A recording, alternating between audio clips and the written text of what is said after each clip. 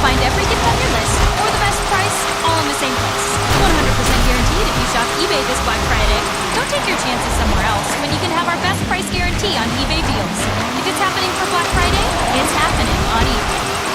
This holiday, the best internet means the best things to do on the internet. When you switch to Fios, the 100% fiber optic network, you'll get a year of Amazon Prime on us. Already have it? We'll cover another year. With Fios and Prime, you can stream your favorite Prime originals in 4K and get fast free shipping. Switch to Fios Gigabit connection, the fastest internet available. With speeds up to 948.80 megs plus TV and phone for just $79.99 a month with a 2-year agreement. 100% fiber optic network. 100% phenomenal. Go to getfios.com to switch today.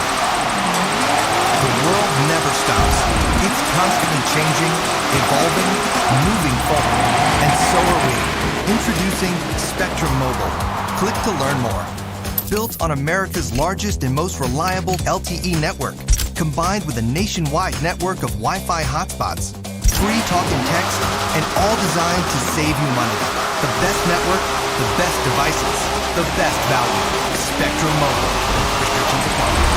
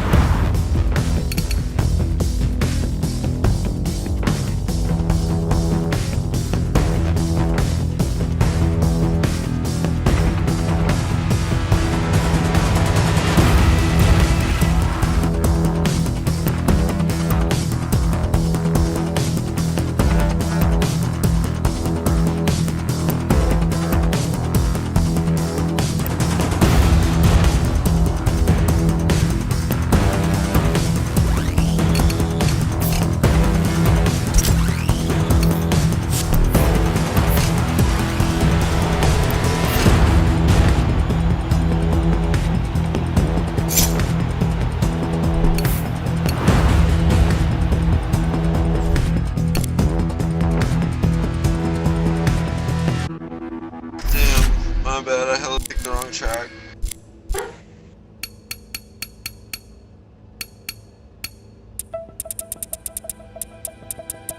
Oh yeah, boys, we got Bertha in the building. Yo, what up? Yo, Plex, what you doing, dude? About to get a crack in lobby. Oh, hell yeah.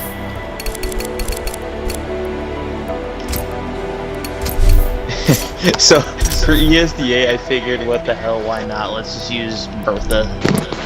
Should be fun. How'd that go? I didn't sign up for ESDA just yet. I was actually busy doing a NASCAR event. And I am fucking exhausted from that. Oh my god. I believe it. But no, it was fun.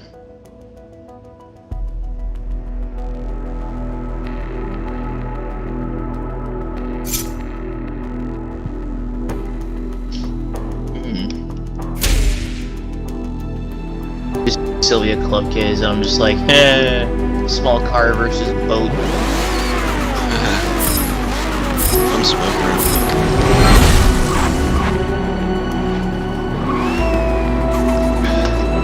I don't have my HUD on. Oops.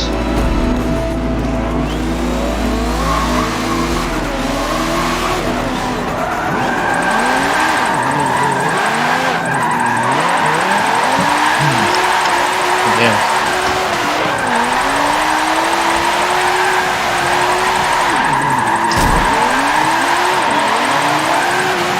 My city had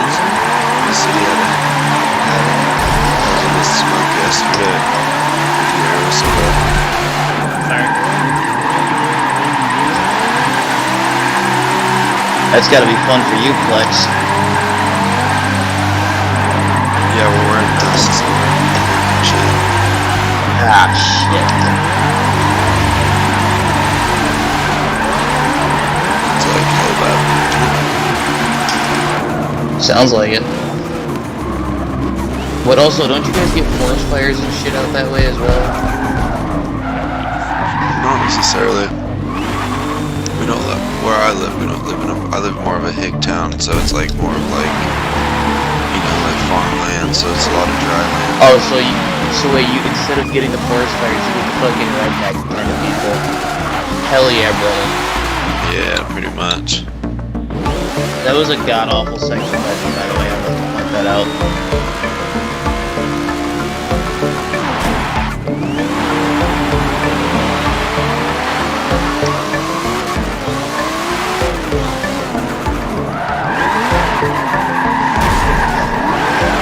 Shit. Well, thank you.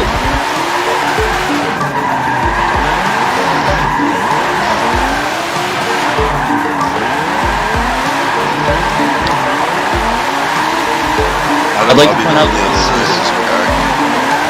like to point out that I'm only doing this in second gear, somehow, someway. Isn't that bad? No, it's just that it's hard to actually get a slide going first. Second gear feels freaking buttery smooth, and then third gear is just dies out. So I can help you with that. I mean, as far as the tuning goes, it feels good. So I'm happy with it. Alrighty.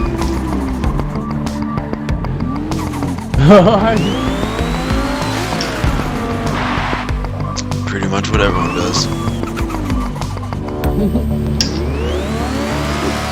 I'm gonna try and run it a bit more and see if I can't get used to it.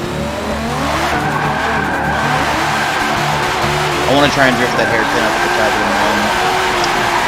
So I'm gonna go on a little bit, you guys. Don't mind me.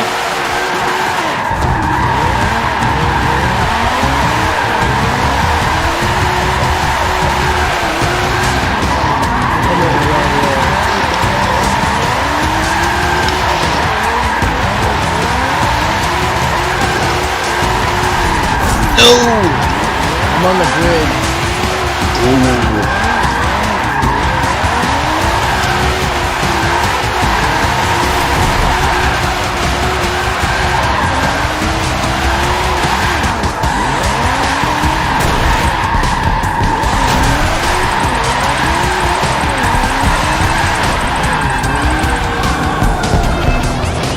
Coming in.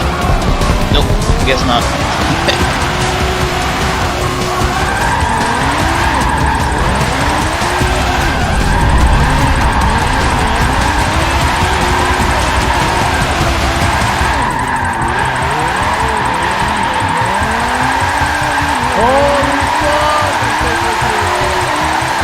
This is what I call the flaming turd, guys. Oh shit.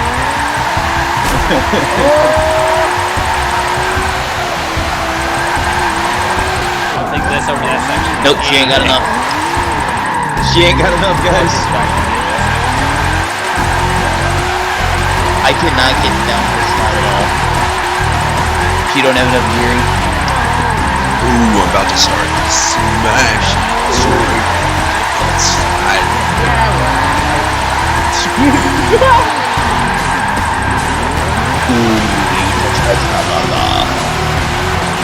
Come on, let's hear it. Come on, Flex, let's hear it. Yes, there we go. Shit. She wants to grip up. Let's do this. God damn it. You just make a moves in right there. I don't see a 10. I was gonna say, I need to work on drifting in general. Oh, those people miss me. It's mad.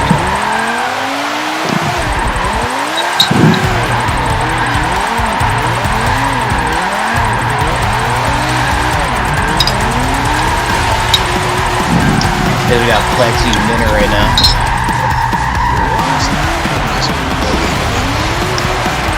Oh, you bastard. Making me want some fucking ice cream. I got that trail mix though, so.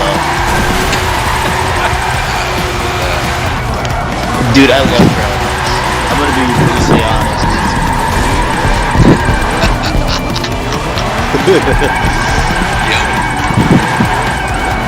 I'd rather have that freaking ice cream though. There's a flavor out in New York, it's called cherry panda pies. It's real good shit too. New York State Fair type levels are good. Damn, Dude, I'm only using second gear going up the mountain.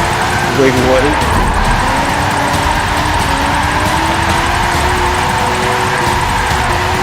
No joke, I'm only using second gear in a charger.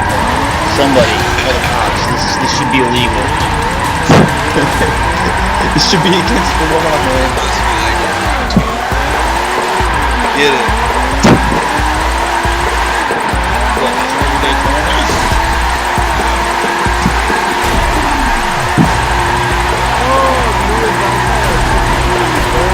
I'll keep that car going. I have to wait hard to do it. Thank you, kick my butt. Oh my god. Okay, so after 80 miles an hour, Purple wants to grip up. That is not fun.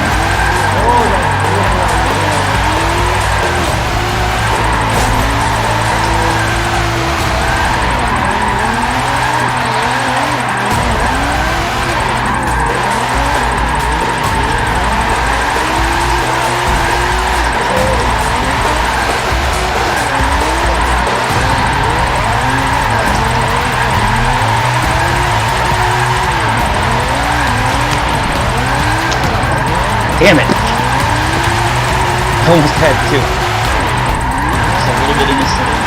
Damn, some of us is flying. Hey, but you guys know how much a handful this thing is, right? No, not really. Man, I've got my 4-speed back turned on. You should be able to hear this shit, dude. I'm just cranking on the wheel, trying to keep her in control. Sweet. Oh, but it's a blast though, dude. That's awesome.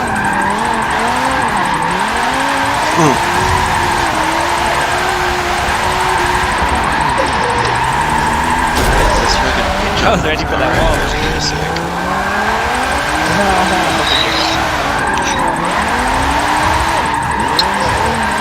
Hey, Dark Shark, how you been, bro? Pretty accurate.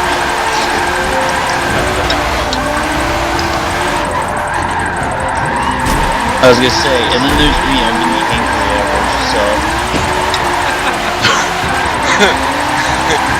Sorry to hear that. Oh, dude, I'm just trying to get this car dialed in and driving better for ESDA. Because I do plan to compete on ESDA sometime, so. Oh, no way. When I'm not actually. You're on the right track. Well, when I'm not actually, like, running, you know, races and shit and events, where I actually have to, you know. Oh, I you're figure right it's. category.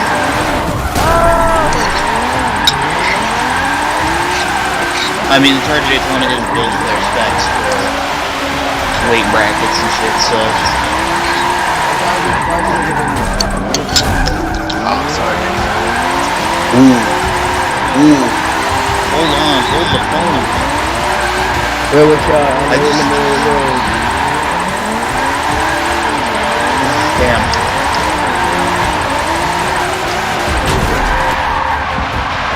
Hurry up, fat girl. So I'm trying to get on the board. Oh, damn. I lost all those points there. Whoa, hello. Make those full. I tried this. I'm so sorry. I literally tried to bank on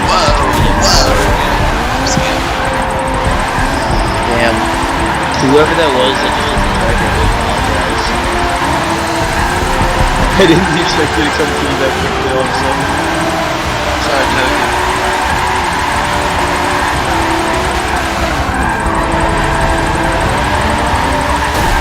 Handbrake also functions as a brake pedal versus my clutch pedal. Oh, that's really simple to get used to. Well, I have to do it because I don't have an actual handbrake or a sequential shift thing, so I'm just like, alright. Because I'm using such gear more than anything, it's just getting easier to mount to use the handbrake clutch pedals for now.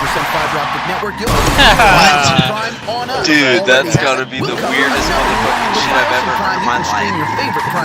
Hey, I'm doing it right now. I wouldn't tell anyone else to do that. I have to do it though Had a because, secret.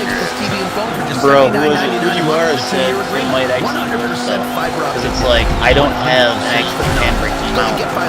And he said, and I figured, because the handbrake defaults anyway.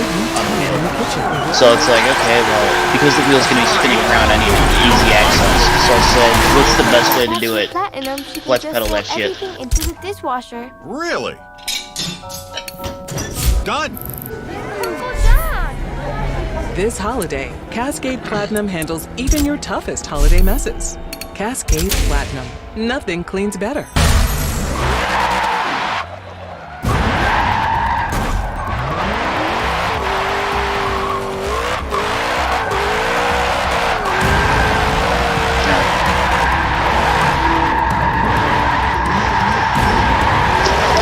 Come on. Damn.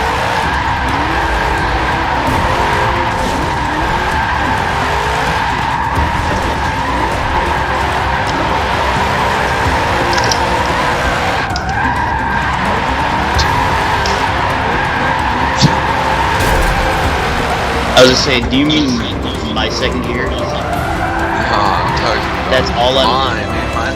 Mine's Dude. cagged out. That's all I'm using is second gear. That's all I can use is second gear.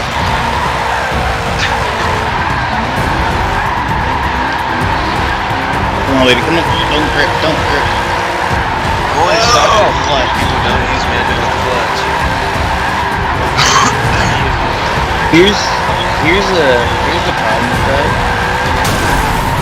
I tried to get out the way. I legit tried.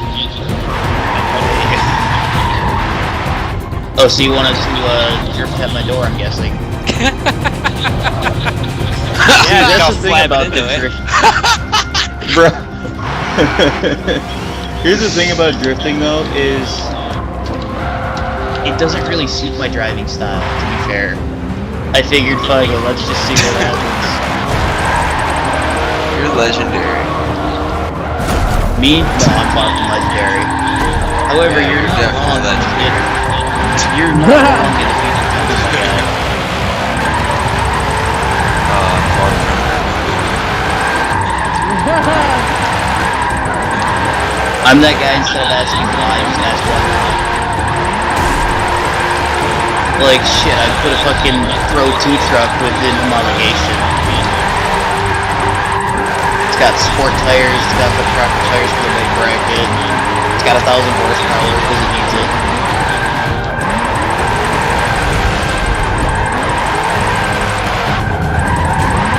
Me and Nick are just getting slow motion.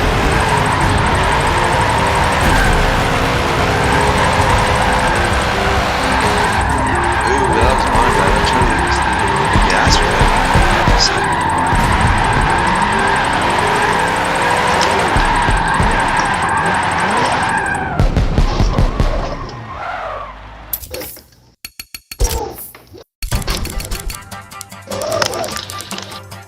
Damn. Hey Toki, you like my my flaming turd paint job? It's fucking beautiful, isn't it? Oh shit. There's a wall there. Wow!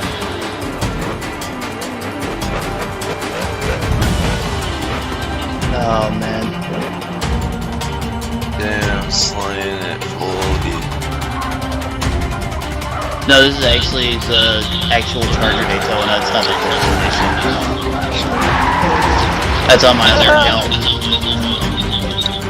Ooh, this guy. I'm gonna play Forza Addiction.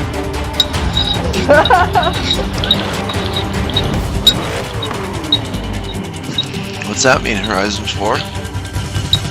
Cars get Forza Addiction.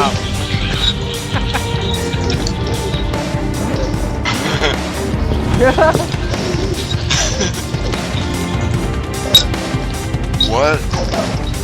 Get out of here. Who is this in front of me right now? Who's that? You guys already attacking? Fuck! Oh, Roxy, sit the fuck down!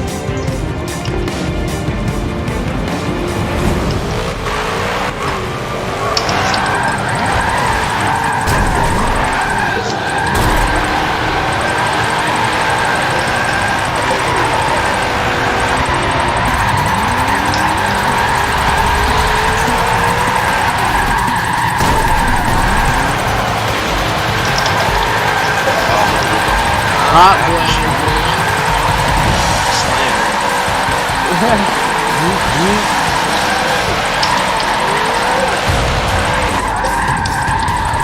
Can't do this.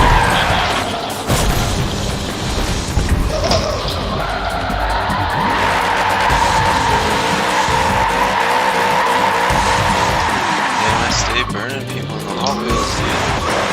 Get off me.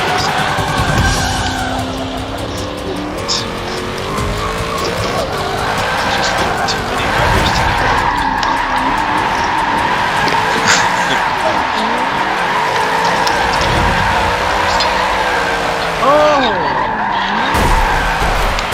I tried.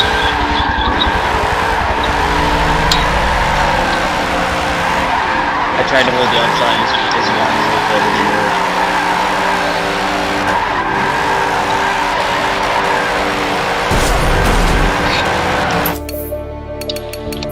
Well, what the?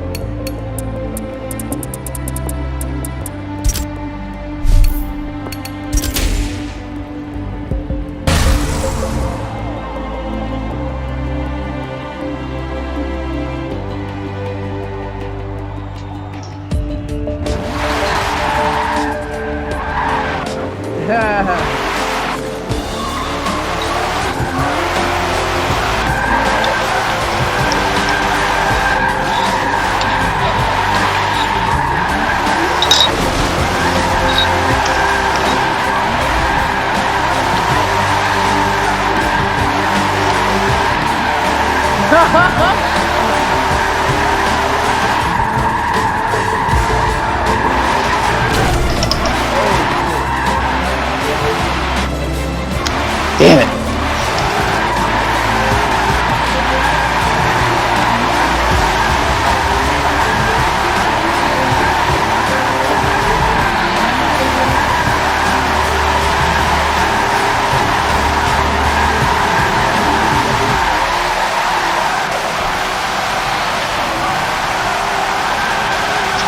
It says top speed 213.5 miles an hour. Jesus Christ.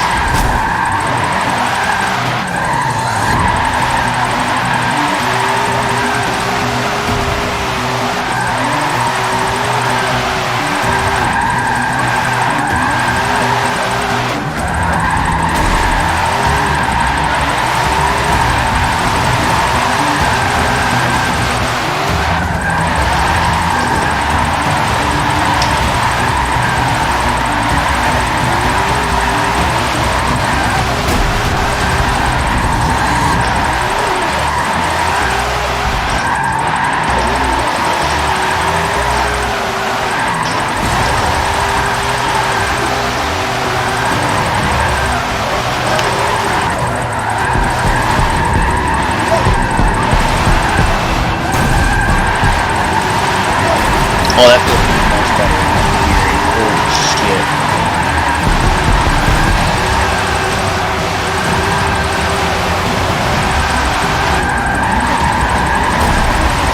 Anybody up for a track switch?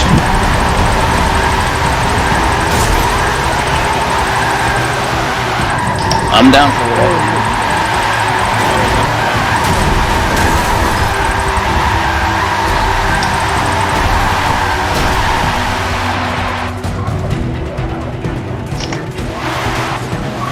Oh shit.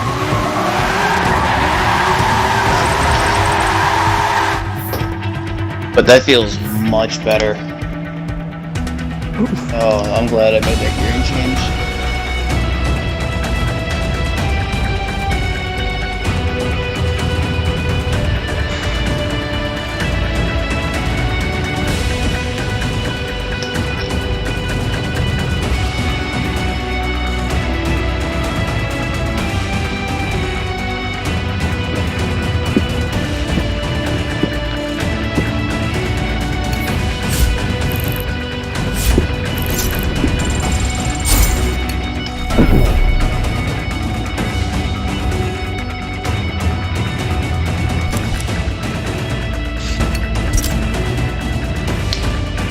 I was about to say, Plex, what are we doing in Rio? Why Rio, my guy? I was about to say. At least it's the mini, so, you know, I'm okay with this.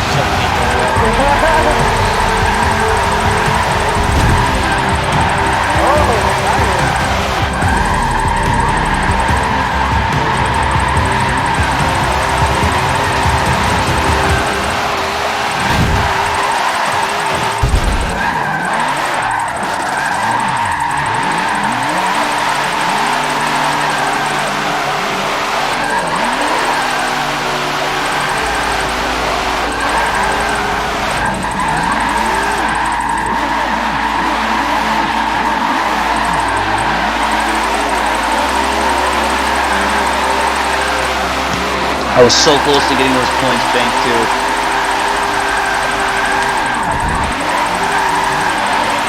This man, we driving a Firebird though. Hell yeah.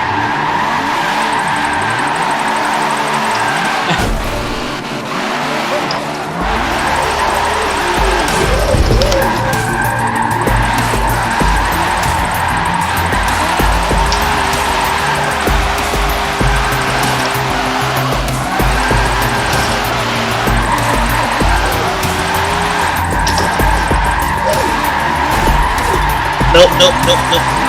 Shit.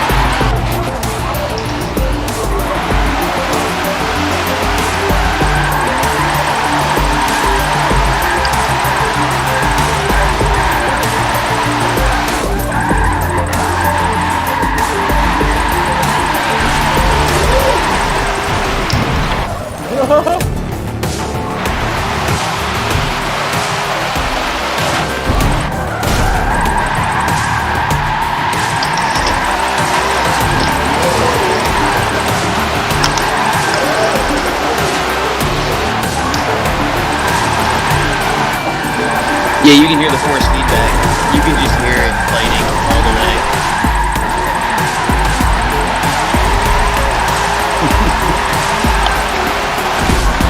You gotta fight for that.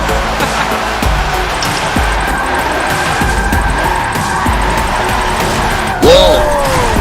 What the hell? Hold on. Is that a fucking wing just sitting there? Yo, whose freaking spoiler was sitting right there on the track? Probably the man who shredded it on the wall. Be my guess.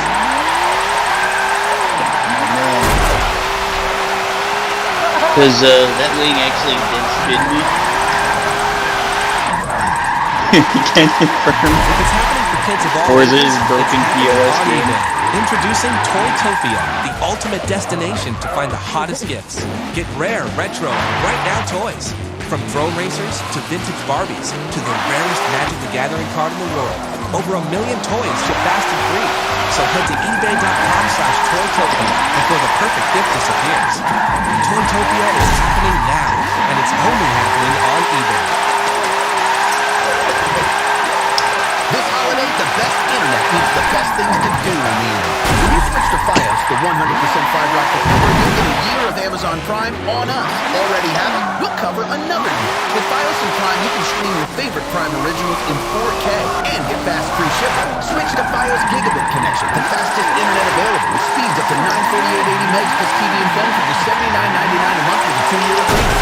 100% Fiber Optic network, 100% phenomenal. Go to getfios.com to switch today. The holidays are so full of change, there's barely time to make dinner. Order the Chili's 3 for $10 deal to go. You'll sing, and you get an entree, starter, and coke for just $10. Order Chili's for the whole family. And relax with Chili's at home.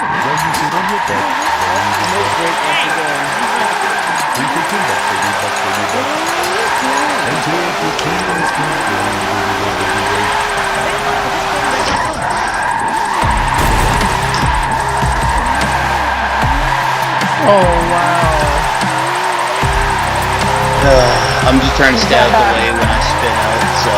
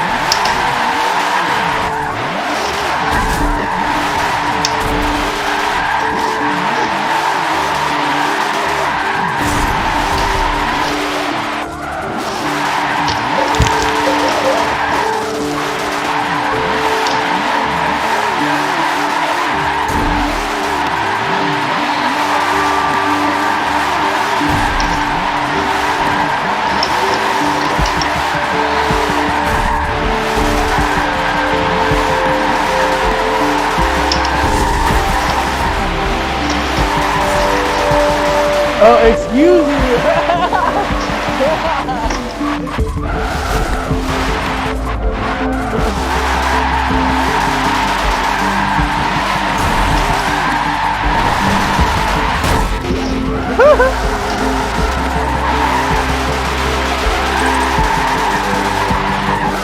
No.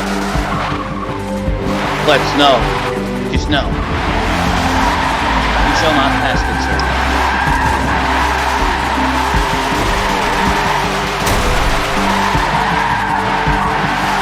Let's go.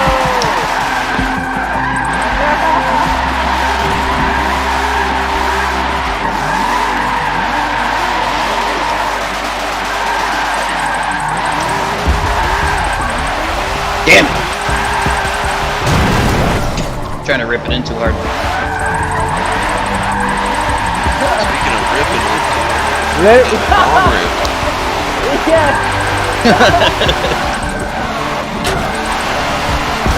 Oh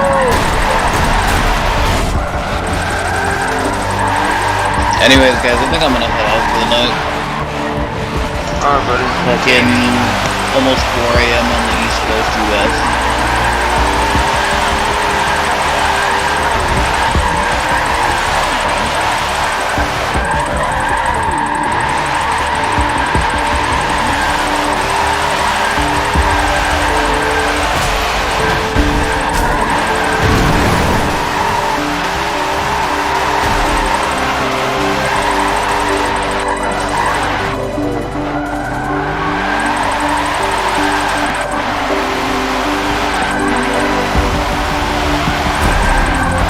I know the feels, bro. The feels.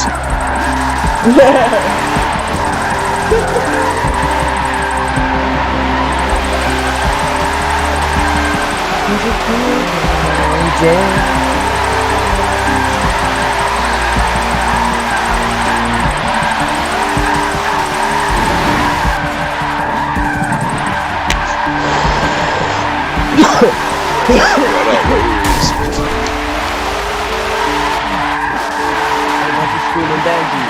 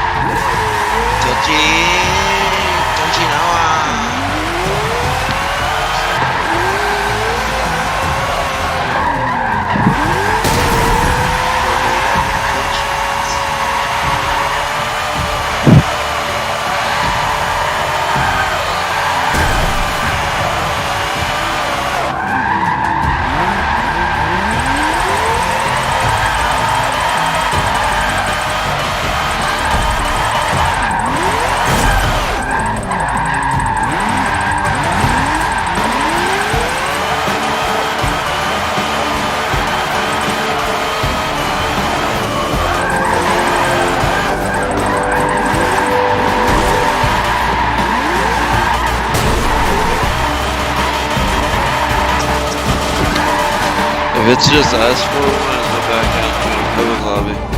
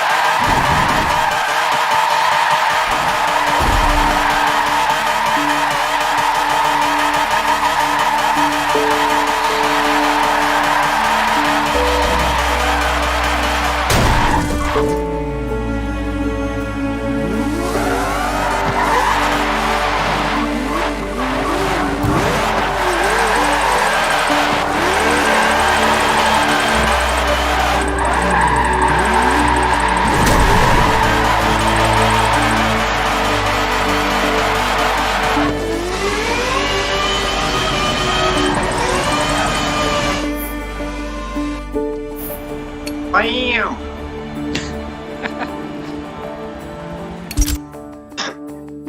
Admin, hello. And the Mark III. That's what people think about.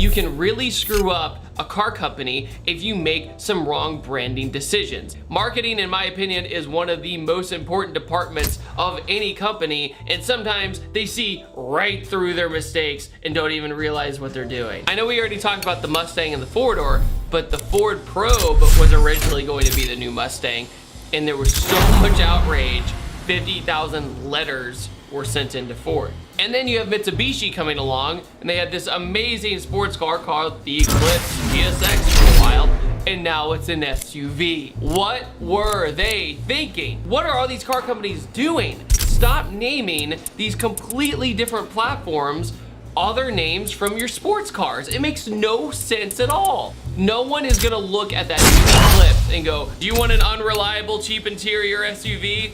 That's exactly what I wanted. That's right. Specifically with the Supra, like I said before, had they named it a different name, that car would be okay. It wouldn't be in the hot water that it's in now by most of the car community. Most of the car community, the enthusiast community, has literally forgot that this car exists. I go to a bunch of tuning shops, I go to a bunch of places, no one has faith in this car. No one. However, give it a new original name. That way it could be a new evolution of the Toyota brand. Let the Supra be the legend that it is. Let that car go in peace, you know what I mean? It's like when you make too many sequels of a movie and it's so fatigued to the point that people just don't care anymore. And the sequel took way too long in this case. So if you do this with other car companies as well, it wouldn't make any sense. So I don't know why Toyota put so many eggs in one basket to name this car the Supra when it doesn't even have a Toyota/Yamaha engine in it. A bunch of the driving videos I've seen of it so far, it didn't blow anybody away yet. It didn't make anybody go, yeah, I have to have this car. I don't want the M54 or the S54 problems in a Japanese car, even though I've gone through 2 2Js, so I can't really say anything. Oh my God, it's like a paradox, I can't decide. At least the Acura NSX had an argument here where it's the new sports car experimental and it's the new sports car that's experimental. They put a bunch of different technology in it, they tried different things, it was completely different and experimental from the last NSX. Now, do I think that was the smart move of Acura? No, but at the same time, the NSX on a track is freaking phenomenal. However, to the masses, wow, it was like imagination. However, to the masses, that's not the smart move. All these car companies are complaining about they can't sell sports cars, they can't sell this. I think they just need to improve their branding. I think the name is everything with a car. The Mustang was originally going to be called the Cougar, and then that turned into the Mercury Cougar, which was cool for a little while. and then it wasn't so cool after a little while. The contradiction to say that the Supra is not a solid name, but in this case, it's not a solid name for this application. With you and I being car enthusiasts, and we were in the board meeting for the Toyota Supra, the first development of it, and they said, listen, we're gonna pitch this to the marketing team. Rear-wheel drive, sounds good. Turbocharged, sounds good. Inline six, you're getting better. BMW powered. Why? Oh, well, the numbers add up and we can make a really good business decision with BMW. Okay, but what about the marketing fallout with that decision? What do you mean? I'm saying as in you're taking a car that is loved by so many due to the Toyota power plant, that's literally the reason people buy that car.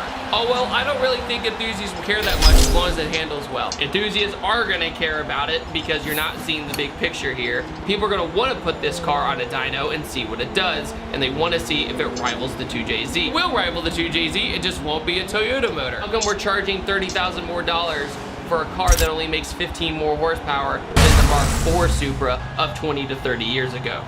Ah, now, the Supra name will carry the entire weight. No, it won't. Would Mazda release a Mazda RX-7 that's an SUV? Or would they release a four-door sedan for the RX-7 without a rotary in it? No, they wouldn't, because they understand the market. They understand light power, Yaris, Atlas, that's what they do. They wouldn't take a name that is so synonymous with handling and put it on something that's big and bloated just to sell the mass. It doesn't make any sense. Now, when I say that the new Supra is a mistake, I'm not saying as in the car itself is a complete mistake. Toyota, in my opinion, needs more sports cars. Even companies like Lamborghini have experimented with different cars, obviously, but they've always been concepts and given their own names. You think about the four-door concept they have, they weren't gonna call that the Murcielago. They weren't gonna call that the Aventador. They stuck with a different brand name because it was a completely different entity. This new Supra is a different entity. It's a different car in every way. So my advice is, don't even call it the Supra, call it something else. But don't call it some like two-letter thing with a number on it like the FT1, because I don't know, I guess I don't like when cars do that. That's what makes German cars so confusing to me, okay? I'm gonna name my baby 335i. It's funny because really one of the only companies right now that's not doing these weird name changes is Dodge. But they did years ago when they brought back the Charger. The new Charger was considered crap. It was like, how could you do this? We had this amazing two-door sports car or muscle car back in the day, and you give us this four-door family car? What is this? And I remember being a kid and seeing an old Charger and the new Charger next to each other, and I'm like, what is that? Why? Why did they do that? And it had the generic Dodge design language on it with the cross grille and everything. I was like, unoriginal, didn't have any inspiration, and was playing it way too safe. Just because you put the name Charger on a four-door doesn't mean you put the name Dart on a four-door either. Dodge Dart, perfect example of false branding. Dart was like one of the most crazy badass muscle cars of all time, and they put it on this stupid new neon basically. Wasn't an SRT4, wasn't any of that. The new Dart was a joke compared to its predecessor, and that's what you don't want for a car. You want to go to the next level with a brand name, not take 10 steps back. For example, like I just said, that Dodge Dart should have been the new neon. It is basic common sense. But then Dodge got rid of that Dart because I think they realized their mistake. And I think also the Charger has just been around long enough now with the new variants of the Scat Packs and the Hellcats that it has become kind of its own entity. Charger reinvented itself in a way that took a while, but it definitely was the right move because then we had the Challenger. I do think it's interesting psychologically though, how a brand name can change our decision about a car entirely. The moment that we suggested that the new four-door Mustang should be called the Falcon, for some reason my brain said, that's totally okay. And in fact, I like it. I think it's because of the legacy and the reputation of the Falcon would be consistent. There's a four-door in Australia, it could be a four-door here. That makes sense. When you take something that has so much love behind it and then you kind of take advantage of the system and the name of something of a legend, that's where you're screwing up. Guys, what do you think about this theory? Do you believe in the power of names and marketing and how sometimes you just gotta let a name go and move on forward with a different name? Or do you think it was smart of these companies to take these names and put them on different platforms? I'd love to hear what you guys have to say in the comment section below. I upload every Tuesday, Thursday, and Saturday. Make sure to hit that subscribe button and the notification bell, and I will see you guys next time, and have a wonderful day. Hey, you, want clean wheels? Hey, use this, spray on. Let's sit for 45 seconds and turn purple. Spray again with water, clean wheels. Make sure to check out www.pattersoncarcare.com. Made by car dudes, for car dudes.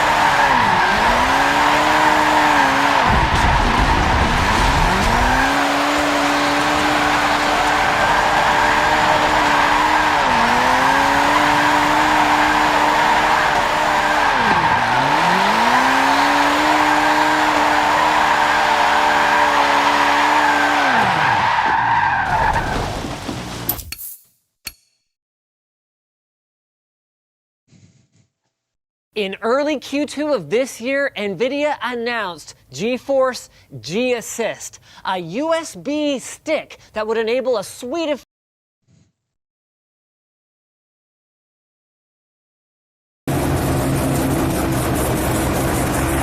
So yeah, she works fine. I'm just lazy.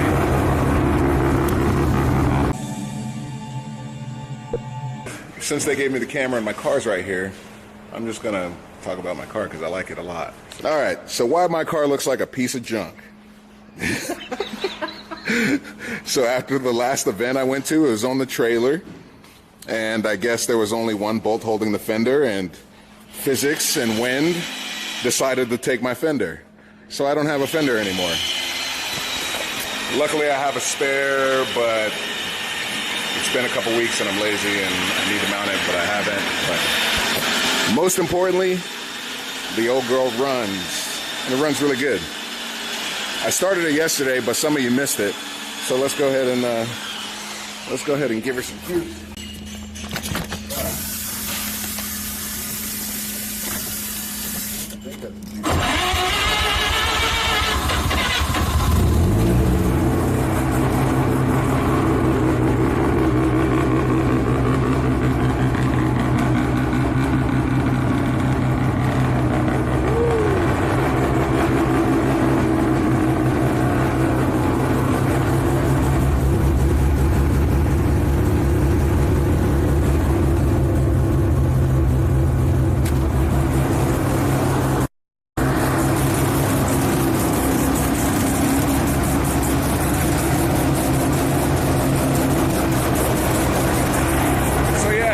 Fine. I'm just lazy.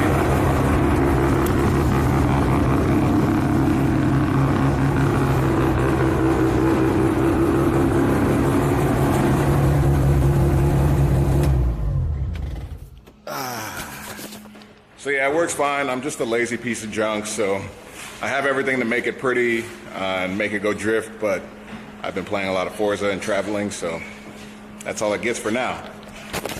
Any questions? I weigh 285 pounds. Whoo! Yeah, I'm a big boy. Oh my gosh, so many questions. Yeah, I'll break your A4. Hi, France. My motor is half bridge, so half Bridgeport, not a full Bridgeport. Still sounds cool, but I'll let John explain that to you, or go watch my build breakdown. It's all explained in there. When am I gonna build a car? What do you mean, when am I gonna build a car? You mean, when am I gonna build another car? My FD is right over there behind this mesh. And as soon as I get a little more time, that'll be done, hopefully by December. And then we'll move on to Simple C-Time Stallion. I got everything for that too. It's gonna be sick. You guys will get an unprofessional special really soon, so It'll be like a 2-episode special from Australia. Not season 2 though. Season 2 will come out whenever it comes out. Keep asking and it'll come. There was Twerk Stallion. There are 2 rotors. So this is just a good old 2-rotor. It makes 450 horsepower at 15 PSI with the turbo by Garrett GTX 3582. But like I said, just go watch the build breakdown on the Twerk Stallion and you'll learn everything about it. I miss Unpros too. I'm happy Rob is back. We'll slowly work our way towards getting back to what we do best. Smashing. Best entry drift car is either a 240SX or an E36 BMW. Those are the 2 easiest cars right now. Get an E36 with a straight 6 in it, and that's probably literally the easiest drift chassis right now. You coilovers, diff, run it. My hood dip. You keep asking about my hood. I'm sorry. I got to keep calm. We're live. Ask about my hood all you want. The Denali's good. The Denali's getting some upgrades too on Garage here really soon. I'm excited for that too. God, I can't wait. We talk about that? I don't know, but I told him. I'm stoked. Yeah, I'm stoked. I'm gonna get some Dan love on one of my vehicles. Oh my god. Yeah, I know you will. Where up with Nightbot? Nightbot, you keep talking junk. You know, I won't ever do Micah Diaz's man line because my car is far lower than Micah's, and I'm not as crazy as Micah either. So, like, my radiator and piping will definitely get smashed. I don't know. Maybe I'll just stop being a punk and do it because this car is at the end of its life. I want to build a new chassis, so maybe I'll end it with a man line if we're ever allowed to do man line here again. So. Nothing happened to Manline. It's still there. We're just not allowed to make noise right now, so we're just gonna, leave it at that. So I was born in Orlando, Florida. Most of my family is from Haiti. Someone just asked me that question, so I wasn't born in Haiti, but I've been there, and it's awesome. I want a 4-rotor swap the GS300 so bad. Like, could you imagine? Have you seen that 4-rotor GS? Yes. Yeah. I love that car so much. Woo. How did you meet your girlfriend? Literally met my girlfriend. She worked at the school across the street, working the after-school program, and yeah, we saw it, we met, and now she's a keeper. It's really hard to get things done here. I see that Benedetti asking how we get anything done, and this is how we get stuff done. Someone is shooting videos, someone is shooting more videos, there's a bunch of people in there editing a bunch of videos, and then they go on the internet, and then we make clothes, and they get shipped out over there, and those go all over the world for you guys, and it's hard to get stuff done, but we manage. Aw, Hertz got a heart? Yes, I got a heart. I got a big old sweet heart. Your boy's a giant teddy bear, okay? I'm a lover, not a fighter. Dan, on the other hand.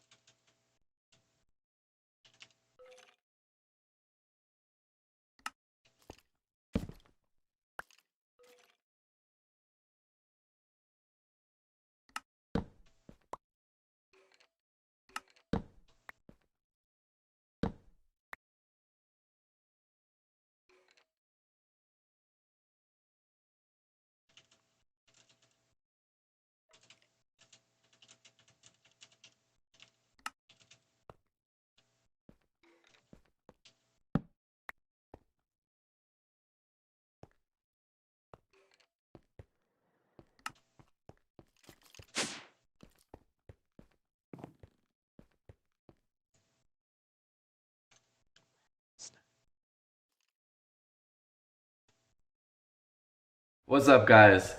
Don't let my jet lag fool you. This is still like high 600s, low 700s in the torque.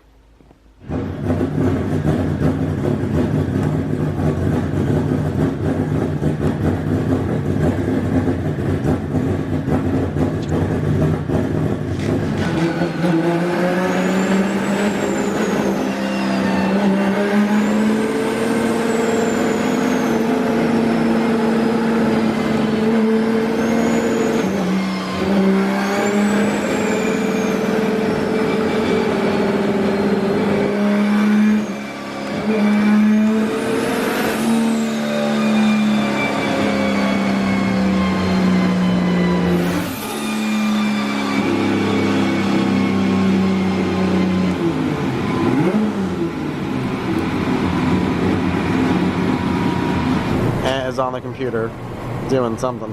Trying to make things work, man. Trying to make it work.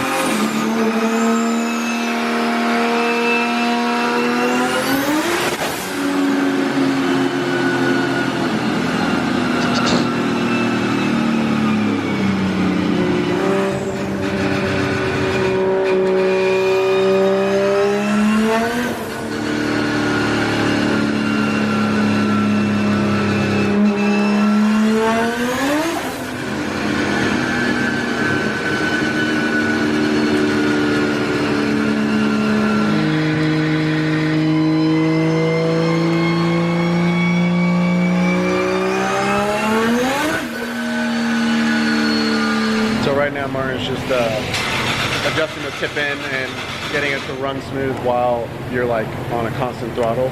So it's just a whole bunch of little tiny adjustments that he would have to make at like certain RPMs and everything like that, and it kind of takes a while.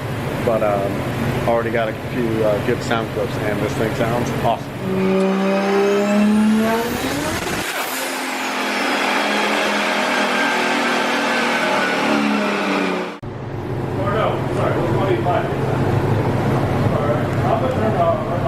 Tell me what the deal is, so the people will know.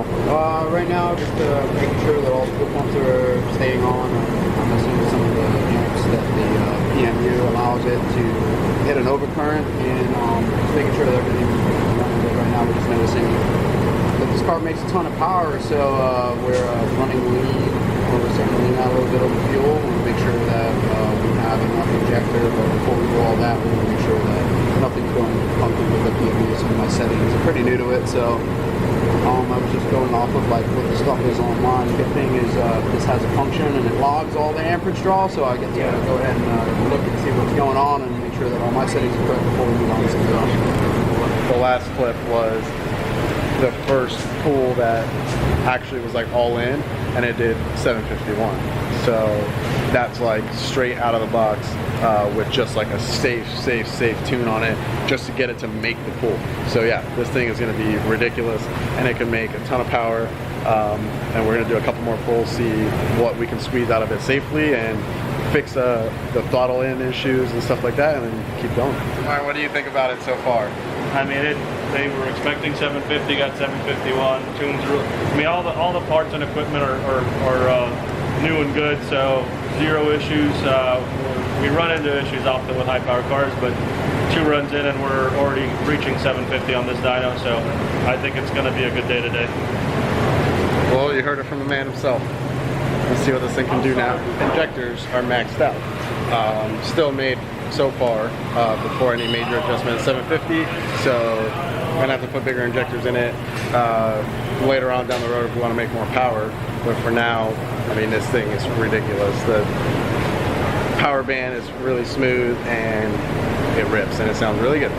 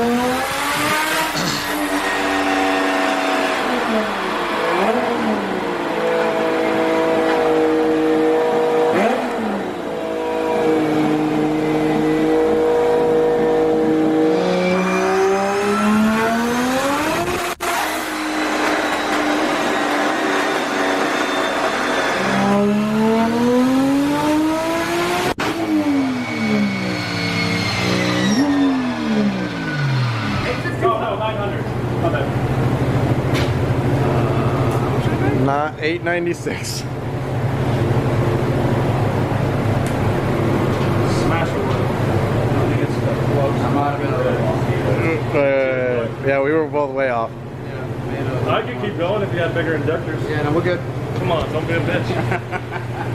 What do you think about that? Alright, well that kind of exceeded expectations. On high boost, maxing the injectors out, it touched 900. It looks like it still keep going. We got it down to about 85 to 90% duty cycle now. It makes a nice even 850, 851 somewhere in there, run after run. So looks good. You gotta estimate some torque in there. Oh yeah, I'll do. We'll get a torque reading on this before we let it go, but I'm estimating somewhere around 650 to 700. And how many RPMs? This is only turning to about 7,400 right now because it's beginning to taper off up top. Okay. We've got some non-resistor type plugs in there right now.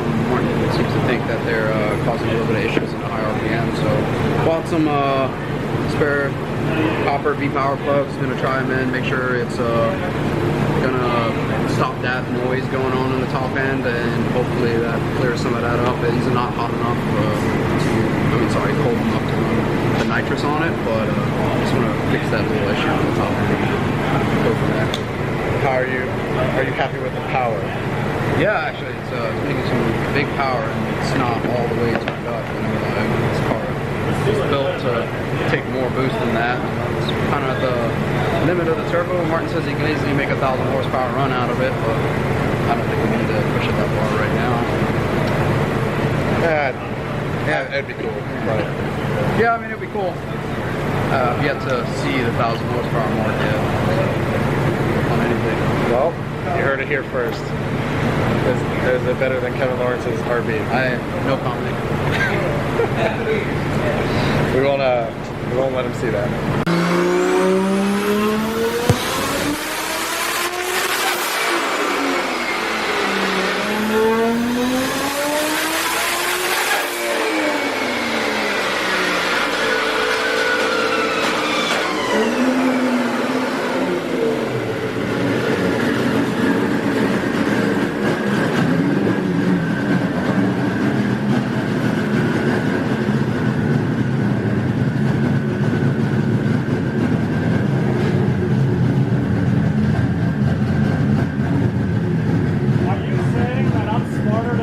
So this was the final number. How do you feel about those numbers? I mean, it's a solid number for the boost it's running. It has still got a little bit more power leadway as we saw because we touched 9. It's just that it's going to need some bigger injectors. Unfortunately, the plugs are wrong, and what we have for a substitute doesn't allow us to keep going even higher in power today. So once we get the plug situation sorted out, we can add the nitrous on top. And go for 900 to 1,000 and see where she lands. Well, this will be good for testing and having Adam get comfortable with the car, and then after that we'll have room to turn it up. You got a face for radio? Man beard, man car, man rig, just everything. Oh man! He's got to get that beard like this though.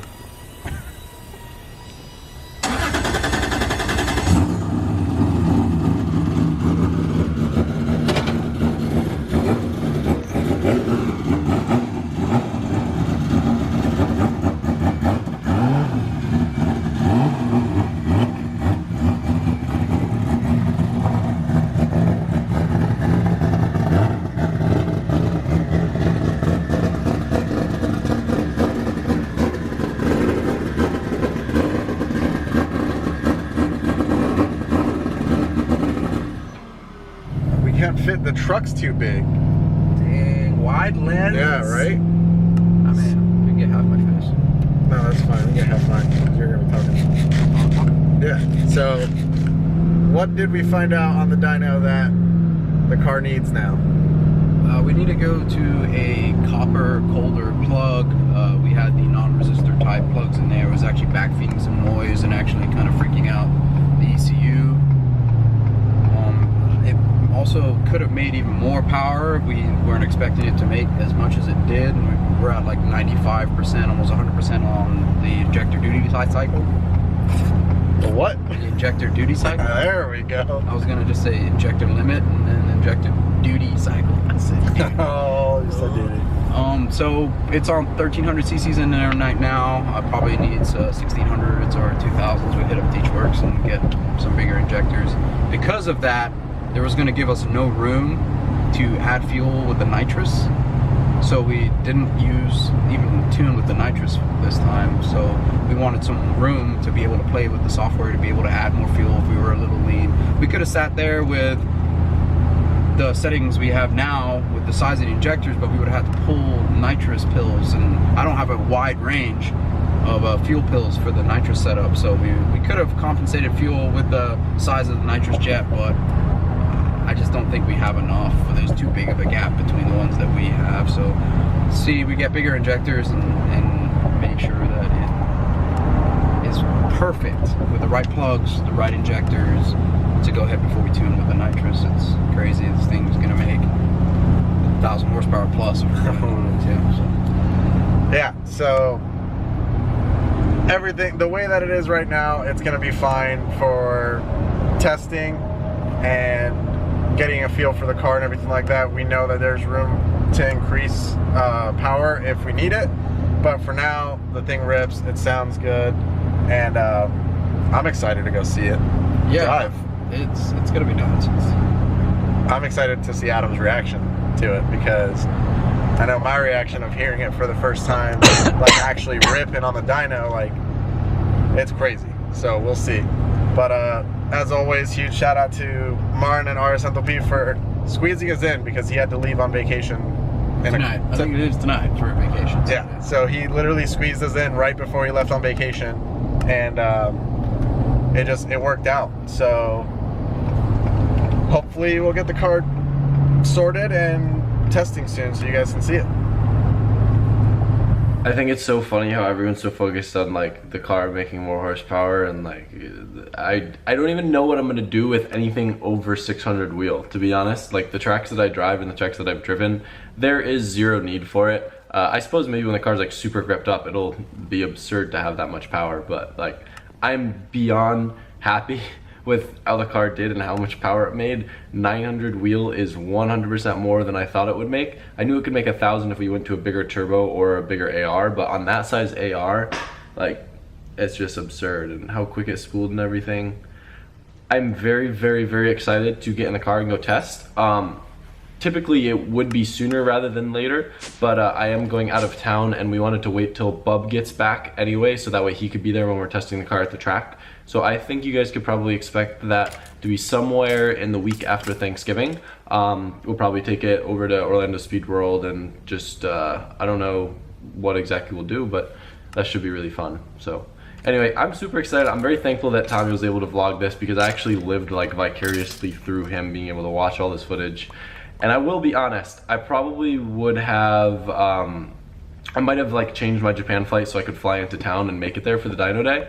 But 9 out of 10 dyno days for me always don't go well the first time around. Like usually there's a ton of kinks to go out and you have to go back, which I guess kind of is the scenario with this, but like the injector situation, like who cares if to make more power? Not me, that's who. I don't think that I expected it to be perfect on the first day. So that's really cool, and that speaks loads about the work that the guys have done at Enjuku. And it's cool seeing an engine that, you know, we put together, what, like a year and a half ago, like just absolutely ripping. So that's super, super rad. I'm thankful for that. I'm thankful for Tommy. I'm thankful for Martin for fitting us in and getting the car tuned. And I am beyond excited to drive it. It is so rad. I hope you guys are excited. It's been a long time coming, and like this is sick.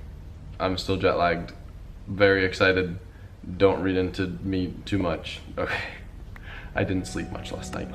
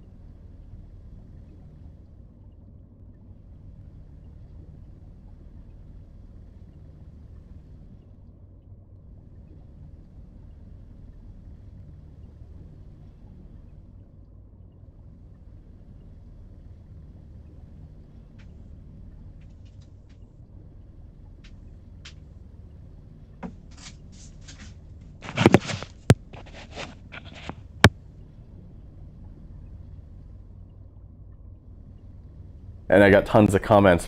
What about all the Bond cars? And I go, well, yeah.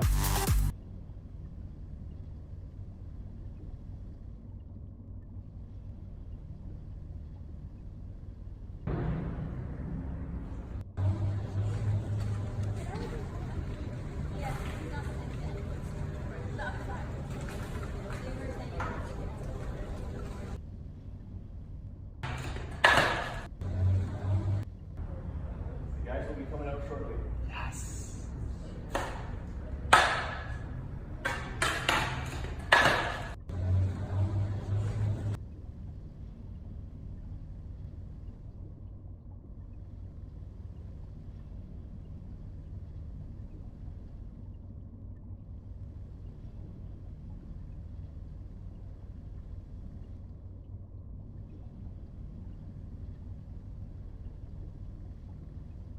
This is a beautiful iPhone XS, right? Wrong. This was an iPhone X just a few hours ago before I stripped it and put it into this shell. It looks just like the new iPhone XS. It is absolutely gorgeous. You will never be able to tell the difference between this and a genuine iPhone XS. So in this video, I'm going to be showing you how to update the look of your iPhone X, whether it's broken or you're just tired of the existing color, and swap it into this beautiful new XS housing kit. This is one of the best housing swaps I could possibly recommend. And in this video, I'm going to be showing you how to install it. And this is especially useful if you've broken the back on your iPhone X. This is like a $400, $500, $600 replacement in some cases. Well, now maybe a little bit cheaper that the XS is out, but in any case, if you just wanted an update to the look, make it look beautiful like the XS, or it's broken, this is how to do it. So let's take a look at that casing. Actually, I've not seen it in person, but it looks really, really good in the pictures, like near OEM quality. I literally just started binge watching season 4 of Narcos, and this reminds me of some products from that show. All right, and let's see how close they got the finish to Apple's OEM. All right. Oh, wow. Look at that. So that reflective finish on the inside, as you can see, it's a shimmer special coating that Apple applies. For the first time ever, I'm seeing it in an aftermarket housing. How cool is that? This looks OEM. What makes this so great is it looks like an iPhone XS. You would not know otherwise. How do you even know it's a XS? If you're not experienced in that, you won't know. On the bottom, the ports are the same. The speaker holes are the same, so you don't have that mismatched speaker design. So I guess that's kind of a benefit even. Wow, this feels so solid. Of course, you still get your wireless charging, the stainless steel band. I'm kind of impressed how amazing this feels. Very, very good quality here. So we also do have the little buttons and stuff that comes with it right here in that same finish. And yeah, let's go ahead and turn this 1-year-old phone into the newest, latest and greatest nobody will ever know. And this is the one of choice. So this iPhone here, I kind of did some repairs on. It's got a broken frame. It's the perfect one to replace here. And I'm just going to transfer everything from inside to this one here. And the process itself does take quite some time. I'm going to be following the iFixit guide. I'll be glossing over some of the more important points here, but I just want to say this feels great. Such a premium finish here. Very, very nice housing. But okay, let's get to work. I'm going to be doing this step by step. Obviously, we're not doing the XS Max size, just the XS, because the 10 didn't come in this size last year. But okay, let's get to work. So I want to start by turning your iPhone off, of course, and then I'm gonna pry the screen off and go from there. And what you'll need, obviously a toolkit of some sort. Doesn't need to be this one in particular, but I use the iFixit, and I use the iFixit guides with this to help me break it down. I'll leave a link down below if you want to follow that. And battery stickers, these are the wrong ones, but I'll make them work. And I would recommend one of these, a screw mat. So I didn't have one, I just printed it out and put it on magnet board right here. That way you can organize the screws. It seems like there's just less screws overall versus earlier models. So that's why I say it seems a little bit easier to tear this one down. This will be my first time ever tearing down an iPhone X series to the core, completely replacing everything. So I'm just as a beginner at the iPhone X as you may be watching this. We'll see how it goes. I want to start by removing the screws from the bottom here, pentalobe, placing them on the mat. Next up, using the suction tool, you want to pry the screen up. Mine's already been removed, so I can easily get in there. It won't be this easy for you. and it does open up to the side. So do remember that. Don't cut any of these connections on accident. And then want to remove this plate here, get the screen out of the way. As always, you want to remember the screw placement. That's why the mats are so important here, because the screws are all different sizes, and putting one in the other slot could damage things, actually even keep your phone from turning on in some cases. So be very careful about that. Gently pry up all the connections, holding the display in place. And off to the side that one goes. Okay, so we're gonna start by removing the cameras here. Go ahead and unplug all of these connections and remove the Phillips screws surrounding the cameras. Next up, I wanna remove the motherboard. So go ahead and release all of these connections on top of it. Be very gentle as to not crease or cut any of the flex cables. Very, very efficient logic board for sure compared to earlier iPhones. And then remove any further screws holding the motherboard in place. And just like that, it is ready to remove. Of course, can't forget the SIM card tray holding everything in place here. And with the Face ID camera out of the way, go ahead and pry this bad boy out. And wow, just appreciate that in your hand for a moment. There is so much engineering that has went into this. Absolutely insane. We're gonna focus on this area down here. Go ahead and remove all of these screws holding the Taptic engine in and the speaker. Okay, go ahead and remove the shielding, holding this in place. Next up, unplug the Taptic engine from this connector here. So next up, we wanna go ahead and remove the battery. And this one may or may not be a pain in the arse. So of course, with these tabs, I wanna pull on them to release the adhesive holding this all in place. All right, got one. Okay, after a heavy struggle, got the bottom one out, and now we're gonna do the top one. Be careful with the borders of the iPhone. I just cut myself really bad on that. They're sharp.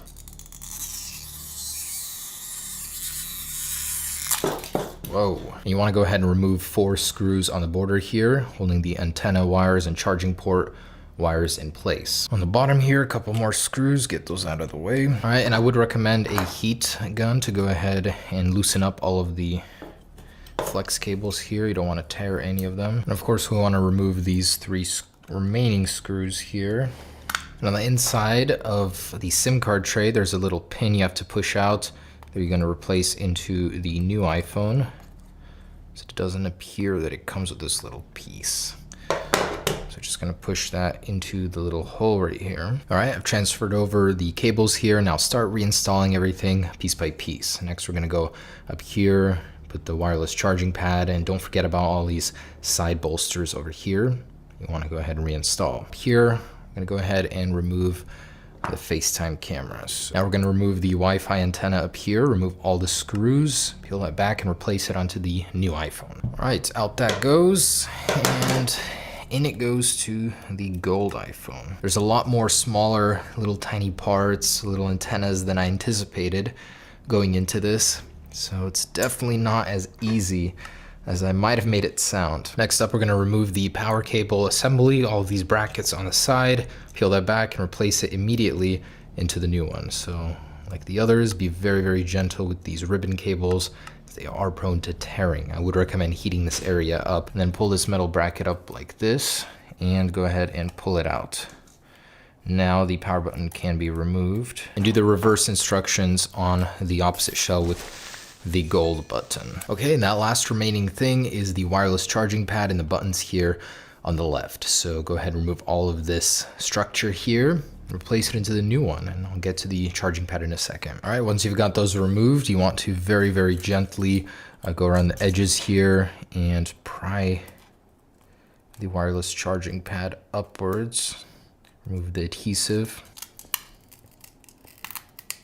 Okay, just like that, we've eradicated the last piece, and let's go ahead and place it into this bad boy. Loosen this little bracket and then just pull it straight up. Reinstall the gold buttons on the new one. Okay, so now that everything has been swapped over, we can start reinstallation of all of the existing parts, starting with the battery, and then the Taptic engine, the loudspeaker, and the logic board, and so on. Basically reverse all of the steps that we just did. All right, that's in there. So logic board goes back. Make sure you're not covering any wires accidentally. Okay, just like that, my friends, we have sucked the soul from one iPhone and inserted it into a gold XS shell. Let's connect the display, and fingers crossed that everything went right. I did damage one part, and that was a cable up here near the Face ID module. It was for an antenna, and yeah, so that's the only thing. Otherwise, everything went smoothly. I'm hoping everything will work right now after the turn on. So I'm gonna go ahead and power it on, or at least try to. And oof, yes, we have life. Hopefully everything works. Otherwise, you can go ahead and seal it up. Final inspection before closing. Make sure everything's in order. Nothing looks out of place. And everything is working. Go ahead and close it up. Now, the crappy thing is with this gold body, they didn't give you gold screws, so you have to reuse your black ones, but you really can't tell now, can you? And let's place our new gold SIM card tray inside, hoping that service is gonna work. But wow, I'm very, very satisfied with the fit and finish of this. It feels OEM, it feels just like an iPhone XS model. That's very unusual with these kind of shells. All the bolt placement was in the right place.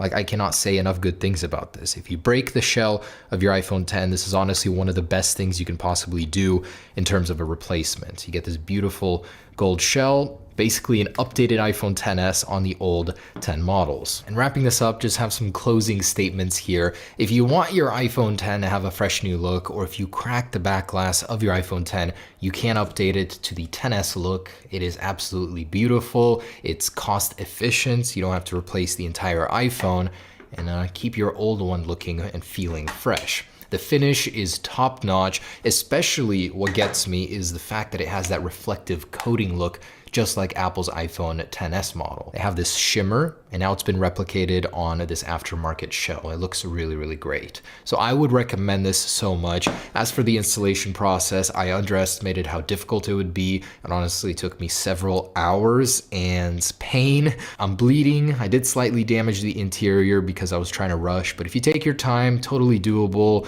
You know, this was the first time in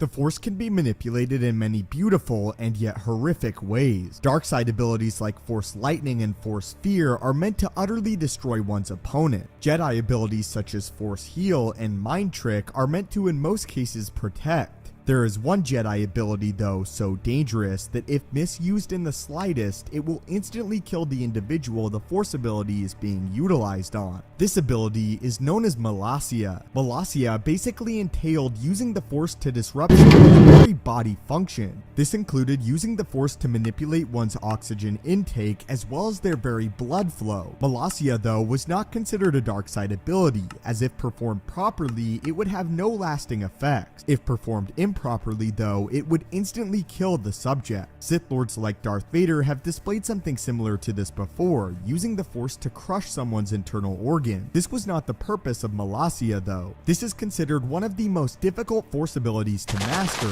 as it involves using the Force on a microscopic level. The Jedi Master Oppo Rancisis, who sat upon the Jedi Council, was the leading member and practitioner of this technique. Oppo Rancisis attempted to train many of his apprentices and other Jedi Jedi Knights in this Force ability, although none of them were able to master it as it was extremely deadly. It was recorded though that many Jedi of the Old Republic were able to master the ability, although they seldom used it because of its danger. The practice was extremely difficult to use because it involved transforming someone's Force energy rather than using their own to affect them. In a sense, they attempted to use the Force to control someone else's body as opposed to just their own. This is what Opal Rancis has said when instructing students on the Force ability known as Malacia. Imagine a sentry guarding a post that you must bypass. The sentry may be standing still, but his mind is alert and his systems are functioning. Everything is in motion. Blood flows, muscles tense, food is digested, and atmospheric gases are inhaled and exhaled. All that motion is enough to make him dizzy and queasy, and by focusing on that flow of blood, you can make that happen. The sentry will be so overwhelmed that he will be disabled,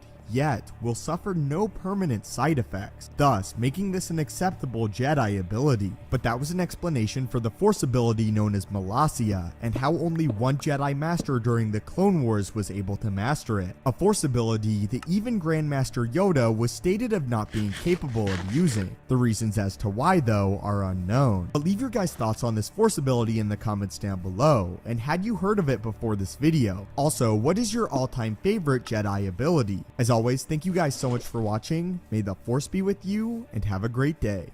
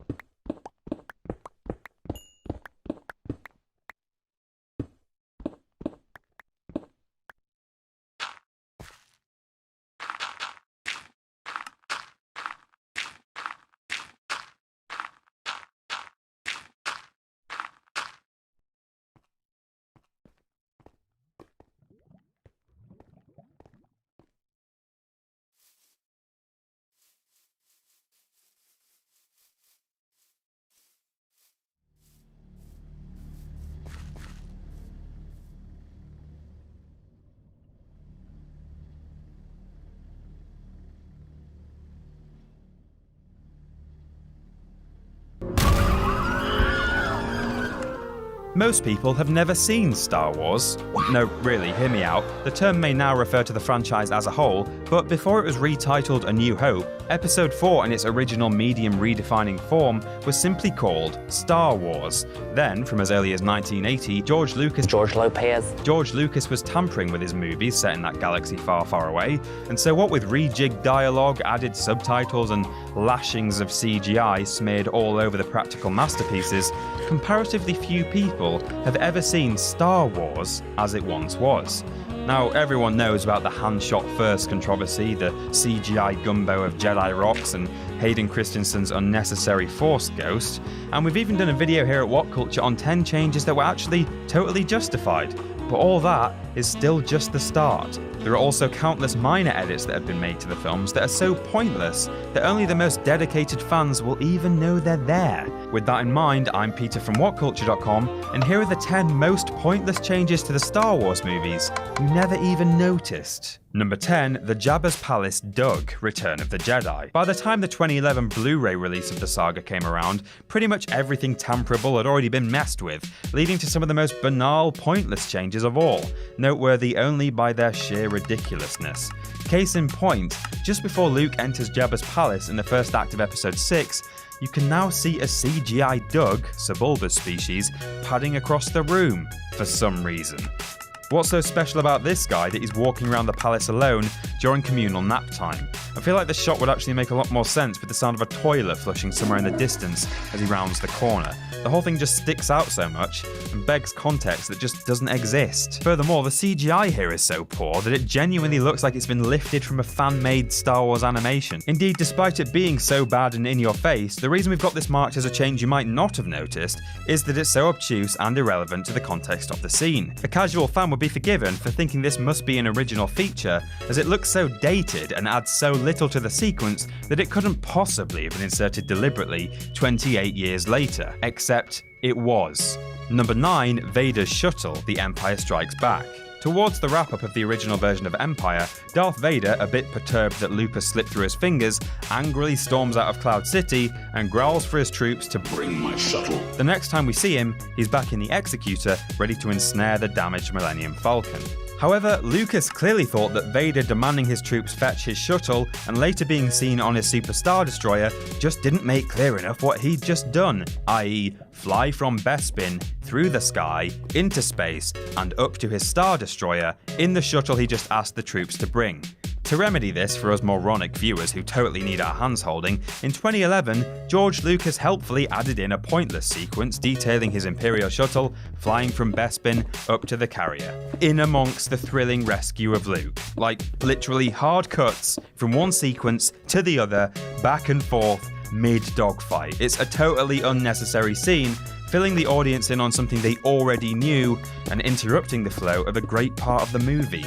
Why did he do this? Number 8, The Krayt Dragon Calls, A New Hope. According to Ben Kenobi, the Sand people are easily startled, and I think he's probably correct about that, not least because he personally has frightened them away with no less than 3 different noises over the years. To start with, let's listen to the second version of his startling sound that was used in the 2004 DVD release. Ooh, a ghostly whistle. It's interesting and eerie for sure, but given that this is meant to be an imitation of a creature called a Krayt Dragon, the giant skeleton of which we see as 3PO traverses the Tatooine desert, something with more of a growl might have been better, maybe? Something like, oh, I don't know, the original sound effect used in 1977. How about that one? But hey, no worries, the 2004 whistling wasn't around for long, as our friend George updated it again for the Blu-ray release, and it was quite something.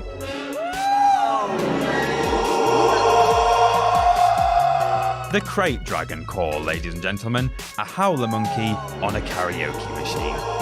Number 7, Slave One's Pursuit, The Empire Strikes Back. While The Empire Strikes Back is comparatively light on retroactive changes, it's not without some pretty ruinous adjustments. Chief among them is a CGI slot of Slave One tailing the Millennium Falcon that was added into the scene where Han evades the Imperials by hiding his piece of junk as a piece of junk. It's a short moment, but the extra focus in a pretty slight scene greatly reduces the tension around the gang's presumed escape and subsequent bombshell that they've been successfully tracked. Worse than that though, Boba is shown following so close behind the Millennium Falcon that it seems Han's already got some preemptive hibernation blindness or something. What is going on here? Number 6, Eyebrows, Return of the Jedi. Poor Sebastian Shaw, his role in Return of the Jedi as the unmasked Darth Vader may have been pivotal, but tragically it's been gradually weakened over the years since release. Most notable, of course, as we've already mentioned, is his replacement by Hayden Christensen as a Force ghost. Lucas's subsequent defense that this was the last light-side version of Anakin that lived completely passes by Vader's last-minute redemption, which is the point of the saga, a moment that he'd already messed with in a wholly more bizarre way.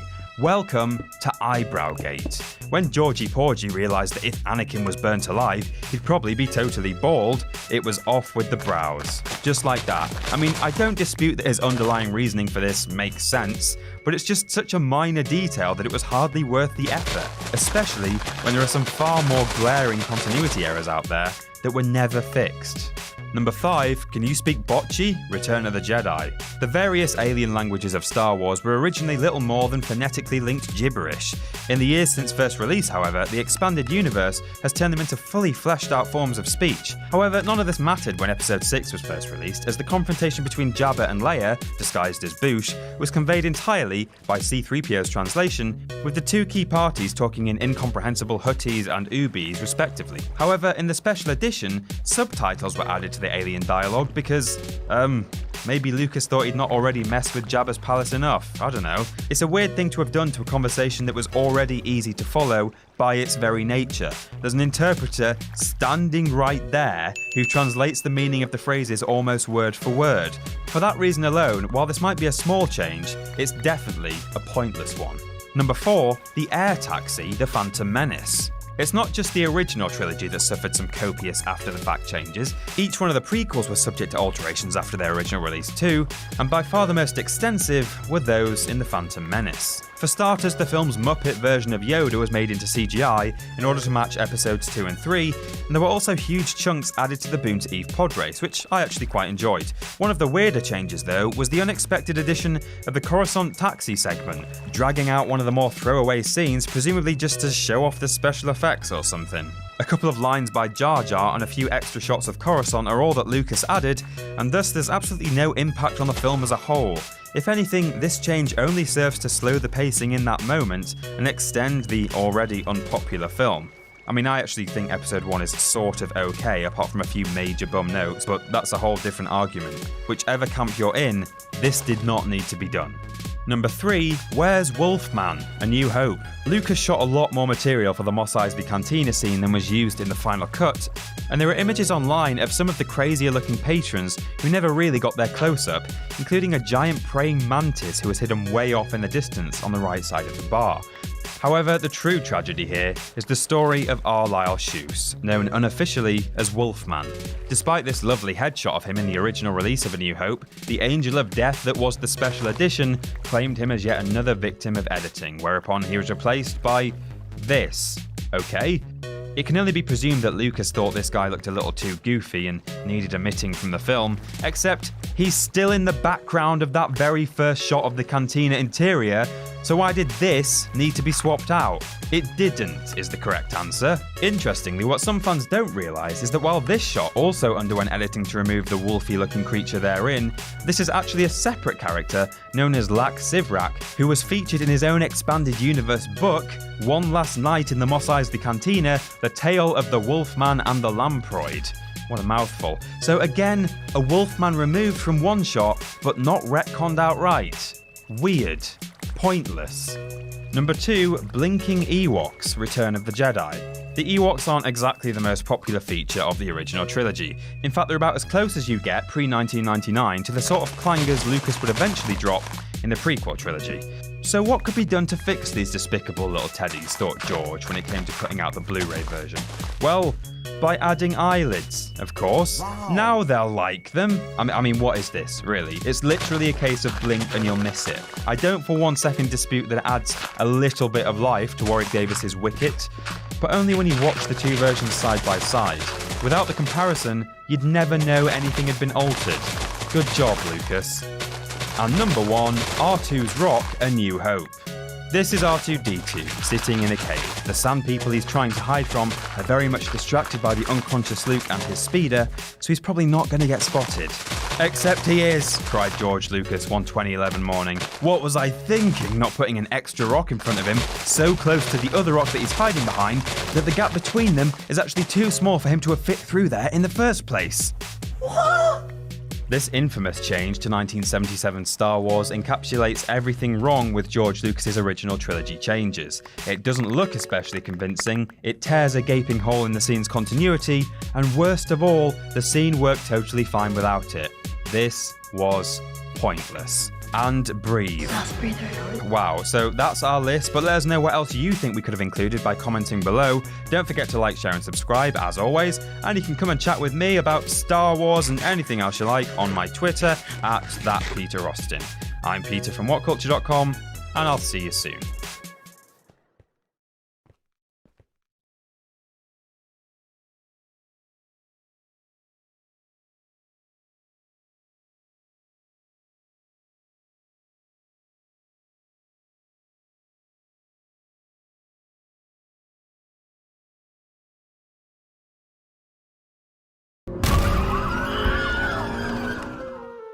The original Star Wars trilogy has undergone some serious cosmetic changes over the past 30 years. Some of those changes have been laughably pointless, whereas some have actively opposed the larger themes of the movies. Han shot first. Unfortunately, due to the notably terrible changes, some fans of the original trilogy have royally trashed literally all of George Lucas's edits, but is it really fair to tar them all with the same brush? In this list, we're working under two assumptions. The first is that the answer to that question is no, it isn't. The second is that you guys hopefully won't send me any letter bombs in angry response. I'm Peter from WhatCulture.com, and here are 10 Star Wars changes George Lucas made that were completely justified. Number 10, the Wampa overhaul, Empire Strikes Back. Luke's encounter with the Wampa in Empire is a standout moment from the original trilogy. It's one of the earliest instances of him moving an object using the Force, besides the obvious, and it's also the first time he ever really uses the lightsaber on another living thing. The scene itself is nothing short of harrowing, the dreaded Wampa lurking somewhere out of sight, ready to pounce at any given moment, Luke stuck to the ceiling by his feet, completely defenseless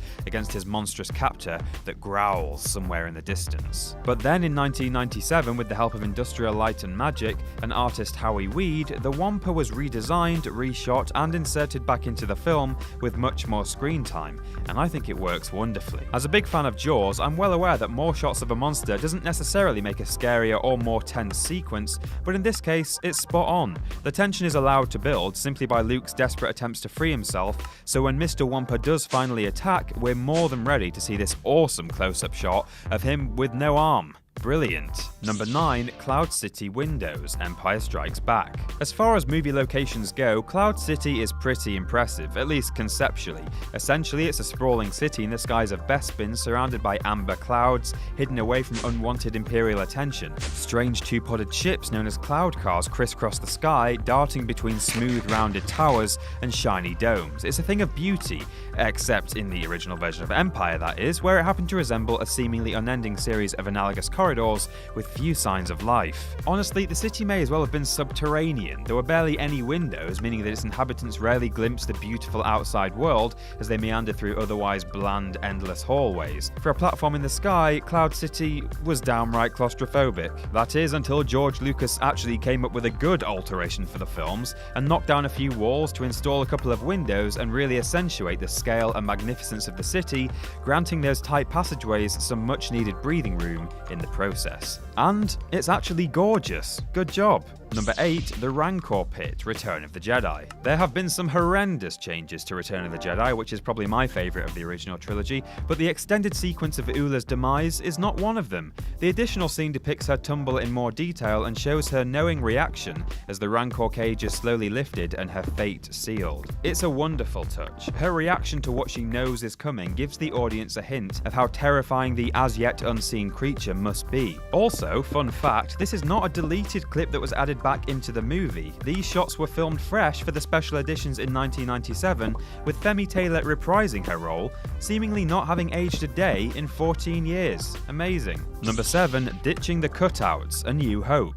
The cardboard cutouts at the end of episode 4 always bothered me. They're just so blatantly apparent, standing there unarticulated for the entire world to see. To be fair, it doesn't really take away from the majesty of the moment, but it is just really annoying, like a tiny stain on an otherwise perfect canvas. I mean, if there were this many real extras hired for this scene, why not stick them in the foreground and at least shove the cardboard to the other end of the room? Anyway, Lucas was absolutely... The cardboard cutouts at the end of episode 4 always bothered day in 14 years. Amazing. Number 7, ditching the cutouts, A New Hope.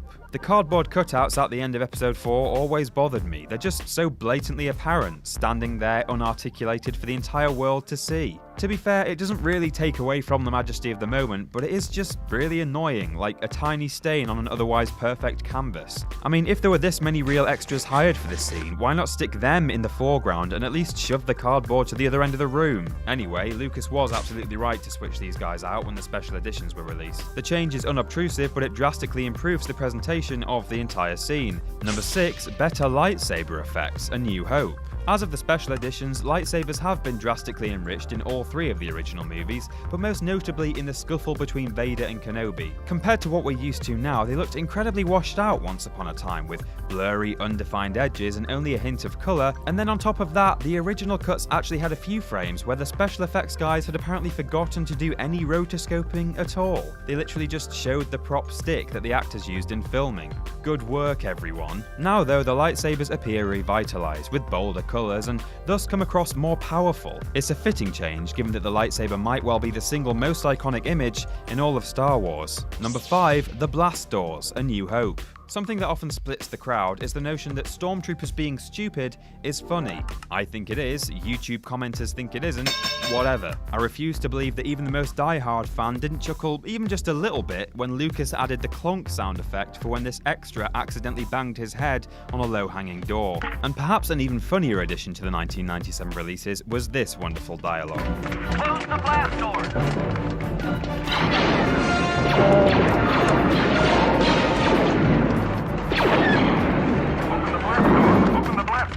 Originally, only the latter line was included, but the small change was gold. Having the trooper attempt to trap Solo and Chewie in the hallway, only to have that decision immediately backfire as the 2 heroes vanished through the closing doors, was perfect. It was almost endearing to see one of these faceless drones so convinced that he was going to be the hero of the day, only to make a major boo-boo that could have happened to any of us had we been in that position. Number 4, Biggs Darklighter, A New Hope. In the 1977 original version of Star Wars, Biggs Darklighter was something of a mystery, an enigmatic figure who was mentioned casually in conversation, but rarely seen. Early on in the film, we learned that Biggs and Luke had been close friends growing up on Tatooine together before Biggs had left home to attend the Imperial Academy.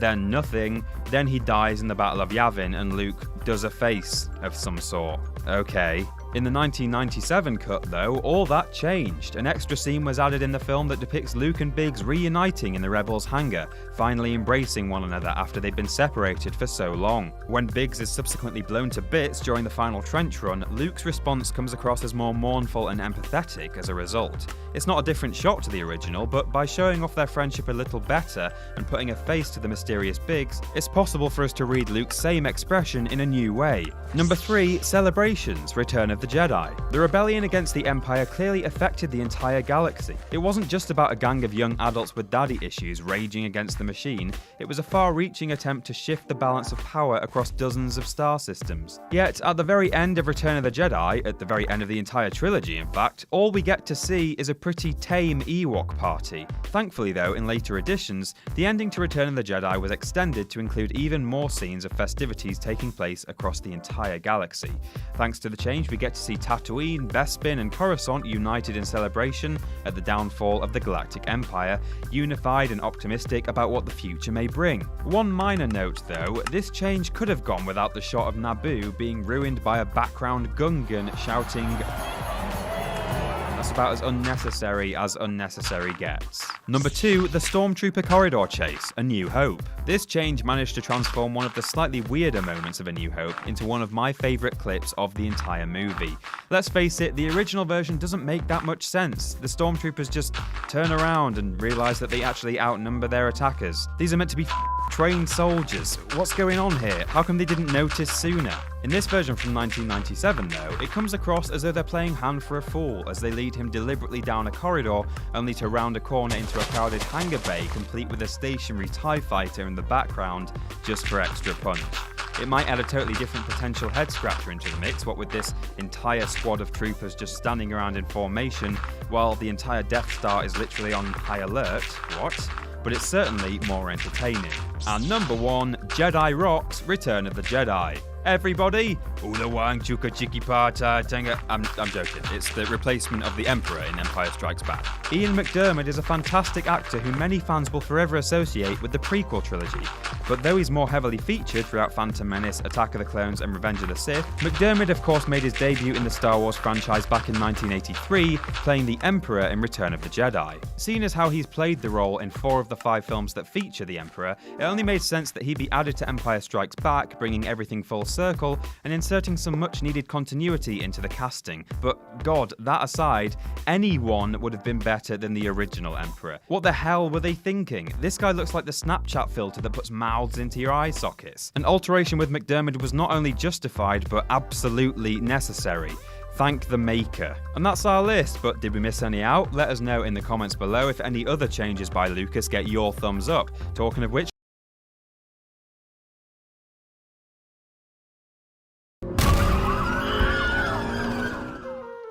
I'm often billed as What Culture's go-to Star Wars guy, but hey, we're all human, I'm no fountain of knowledge, I get stuff wrong sometimes, but guess what? So do you! With a franchise as far-reaching and long-running as Star Wars, there are plenty of misconceptions, urban legends, and outright falsehoods floating around amongst both the casual viewers, like your Uncle Mike, who isn't even sure which episodes he's seen, and the dorky superfans, like me, I guess. So, listen up and listen good. Next time you hear your friends spouting off some false factoid about Han Solo, you'll be able to shut them up with the hard-hitting reality of the situation, and they'll be really, really impressed and definitely won't think you're a sad know-it-all. Talking of which, I'm Peter from WhatCulture.com, and here are 10 Star Wars facts that everyone gets wrong. Number 10. The Stormtroopers had terrible aim in A New Hope. Except, of course, they didn't. Now, first off, I have mentioned in the past that I firmly back the notion of stormtroopers being terrible shots in general, and I stand by that today. However, many people don't realise that in the Death Star sequences of A New Hope, they're missing deliberately. This is even referenced at some length after our heroes escape aboard the Falcon, with Leia insisting their escape was too easy and the Empire had clearly let them go so they could track their route to the hidden Rebel base. However, the Stormtroopers' notoriously awful marksmanship in episodes 5 and 6 means that their, frankly, impressive acting skills aboard the Death Star in episode 4 are wrongly remembered as, well, more awful marksmanship. Number 9. Coruscant's first appearance was in The Phantom Menace. Wrong! For starters, the notion of a planet-sized city was in some of Lucas's earliest drafts for the first movie as the potential homeworld of the Emperor. Subsequently, this planet became Coruscant way back in the early 1990s for Timothy Zahn's Thrawn trilogy, a landmark expanded universe story where the New Republic was seen setting up a home on the former Imperial capital. But bleh, books? Boring. Am I right, guys?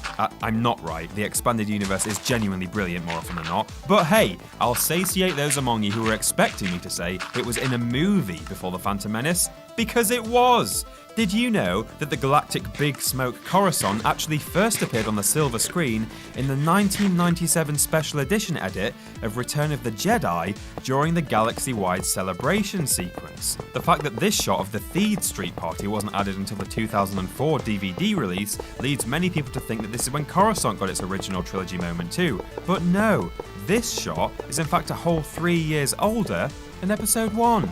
How about that? Number 8. Original trilogy C-3PO is gold. Boo! Cried so-called Star Wars fans upon the release of The Force Awakens as they were hit with the realization that 3PO's gold arm had been replaced with a red one.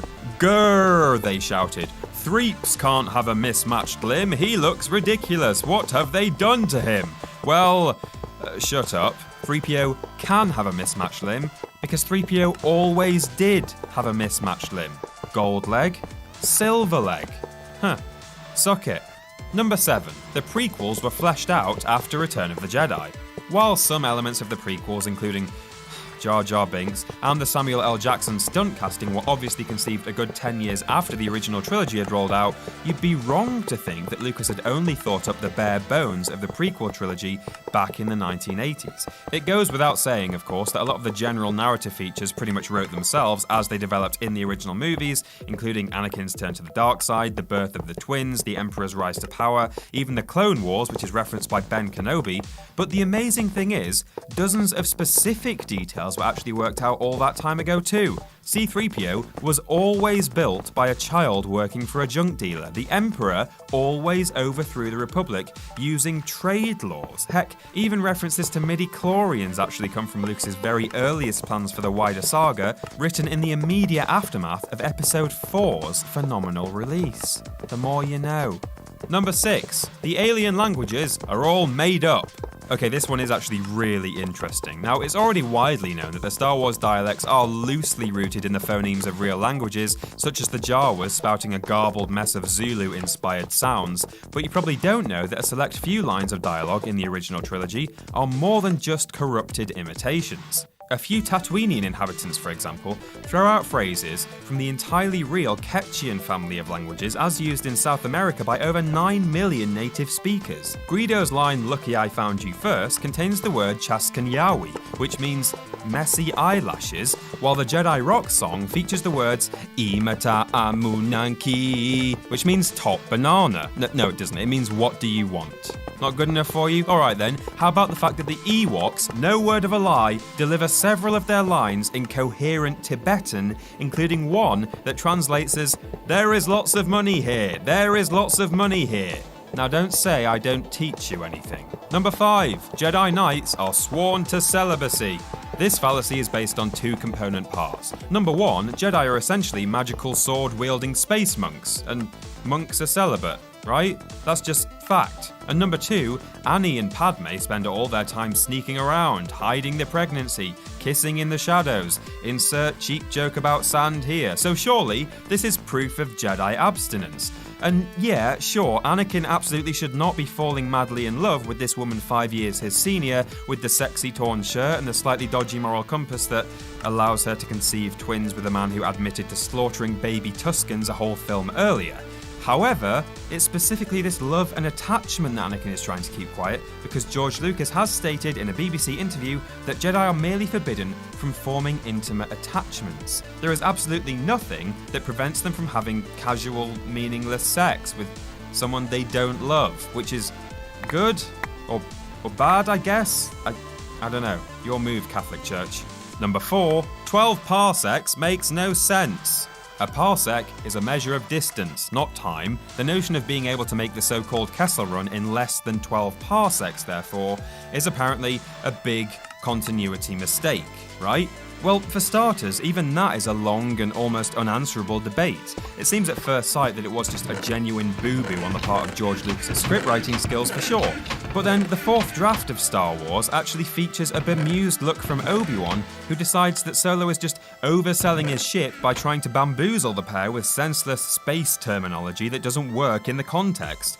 Mistake or not though, the line that did indeed go out in the final version of the film has actually been given some genuine contextual meaning in the expanded universe, so it does indeed make some sense now. The Kessel Run isn't actually a conventional A to B direct trade route, but a smuggler's hyperlane used to avoid Imperial ships by going close to a cluster of black holes called the Maw. It's conventionally 18 parsecs, but thanks to Han's savvy piloting skills and the Millennium Falcon's fast engine, he's able to go in closer to the dangerous gravitational forces of the Maw, and thus shave off over 6 parsecs from the standard distance travelled. Oh, she's fast enough for you, old man. Number 3, Han Solo was almost killed off in Episode 6. No, he wasn't. While both Harrison Ford and writer Lawrence Kasdan were huge proponents of this idea and still talk about it on chat shows today, the fact is, Lucas was having none of it from the word go. He never even entertained the idea. True, there is some reason to believe that one of the reasons he froze Solo in Carbonite in Episode 5 is that he was unsure if Harrison Ford would even come back for another movie, but once he was signed up for 6, old George had absolutely no intention of reviving the character only to bump him off again. Frankly, Han Solo was just too popular and too marketable to be killed off, and the film was always intended to be kept relatively light in tone. Number 2, Episode 6 was originally called Revenge of the Jedi. No, it was not. This is one that will even blow the minds of some pretty dedicated fans out there who'll tell you that Lucas only changed the name of Episode 6 to Return of the Jedi at the very last minute because he decided that revenge was a word that didn't really fit with the peaceful Jedi doctrine. But that is only half correct. Sure, for a long time the film was indeed being marketed as Revenge rather than Return, and the change was made to suit the goody two-shoes nature of the Jedi Order, but the truth is, the original title was always Return of the Jedi. According to the Empire of Dreams documentary about the making of the original trilogy, the screenplay, which was co-written by Lawrence Kasdan, was based on a narrative that George Lucas had already sketched out under the name Return of the Jedi since day one.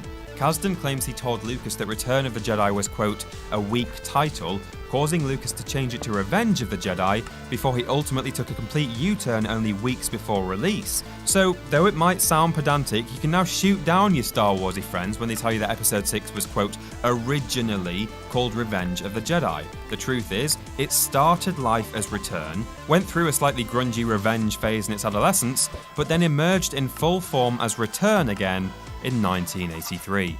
And number 1, Luke, I am your father. It's utterly amazing how one of cinema's most quoted lines can also be the single most misquoted line of all time. Grab your phone right now and ask your dad what Vader says in this scene. Ask your sister, ask your brother, ask your best friend. An inordinate number of people will tell you what they've been saying for years. Luke, I am your father. But that is simply wrong. And now you can send them straight to this video and blow their tiny minds with the news that they should have in fact been saying, no. I am your father. Okay, it's a subtle difference, but come on, it's the biggest twist in cinema and one of the most widely recognised pop culture references of all time, so everyone should be getting the line right. In fact, it's high time it was on the national curriculum.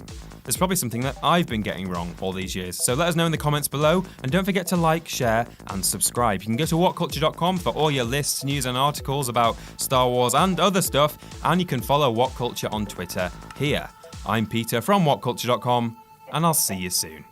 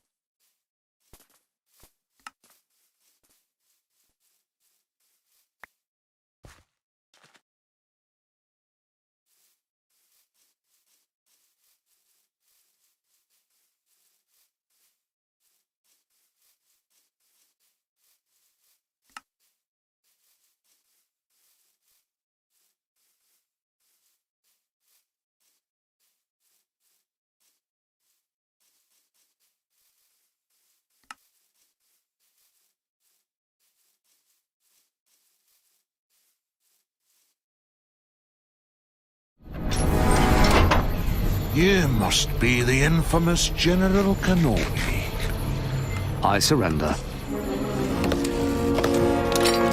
Now, Master Kenobi, order your troops to stand down. General, have a seat. Have you gone mad? I've conceded the battle. Now we simply have to negotiate the terms of surrender. Don't try any of your tricks, Jedi.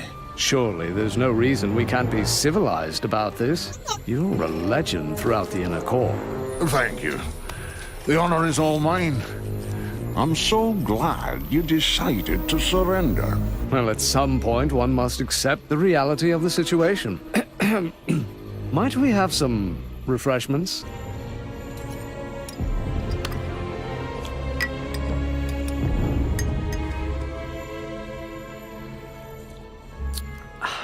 And of course, once you've taken custody of my troops, arrangements will need to be made for their food and shelter.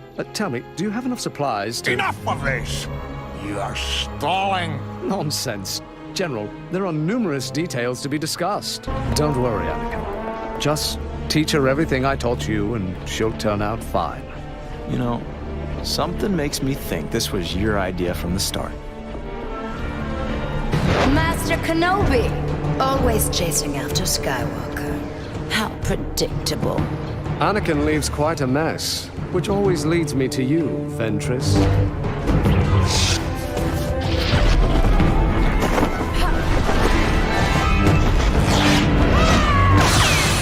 You'll have to do better than that, my darling.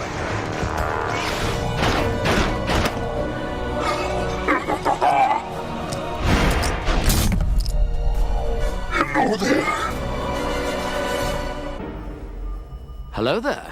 Did you really think I would leave the hyperdrive unguarded? Anything is possible. You haven't exactly impressed me today.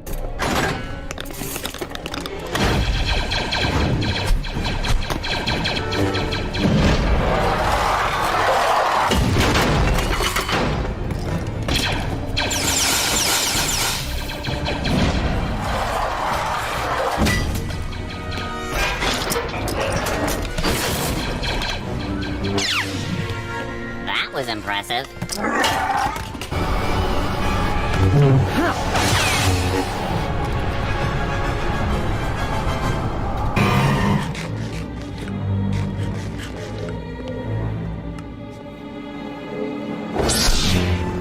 Oh, it's you. This is how you thank me for rescuing you? Pounce on me from the ceiling? Kinda difficult without a lightsaber. Thanks. Did you manage to locate Dooku before landing in jail? Well, I know he's on board. I might have been able to do something about it if I'd had my weapon. It was important for you to arrive without it, so your capture would be convincing. Oh, they were convinced, all right. But how come I'm the one getting caught all the time? It doesn't look good. When you're a Jedi Master, you can make the plan. That's just it. How can I become a Jedi Master if I'm always getting caught? At least you're a master at getting caught. Very funny. For all your expertise, this is not a very smooth landing. I've had better landings. Another happy landing. Run! Anakin, when I tell you to run, run. Master, you're alive. And where's your lightsaber? It got knocked out of my hand. By a rock? Yeah, by a rock. It's gotta be here somewhere. That is a feeble excuse.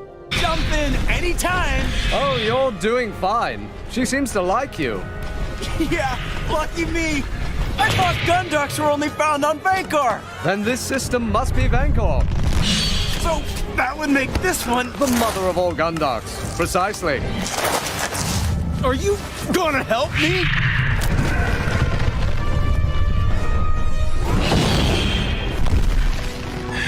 Well, you took your time. It's a pity. I was just starting to sense a connection. Should I leave you two alone? Looks like I got here just in time. What do you mean, just in time? You were in very big trouble. Trouble? We were simply searching for Count Dooku. Yeah, we had the situation well under control, my little Padawan. There's still Dooku to deal with. You let him get away? No, not get away, exactly. Just chime in anytime. Oh no, I'm enjoying this far too much.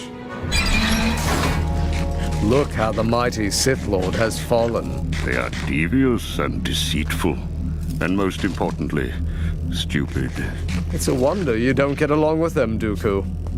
You have so much in common. Do control your protege's insolence so I can concentrate. Anakin. What? Control your insolence. The Count is concentrating. We do know where we're going, don't we? Hush, Anakin. Do we know where we're going? Quiet. Jedi, after everything, you're just going to walk away? We have no quarrel with you, and we seek no revenge. Indeed. Very honorable, Master Jedi. Oh, Captain, you will find that Count Dooku does not share our sense of honor. And he knows where you live. Ventress. And here I thought this mission would be unpleasant.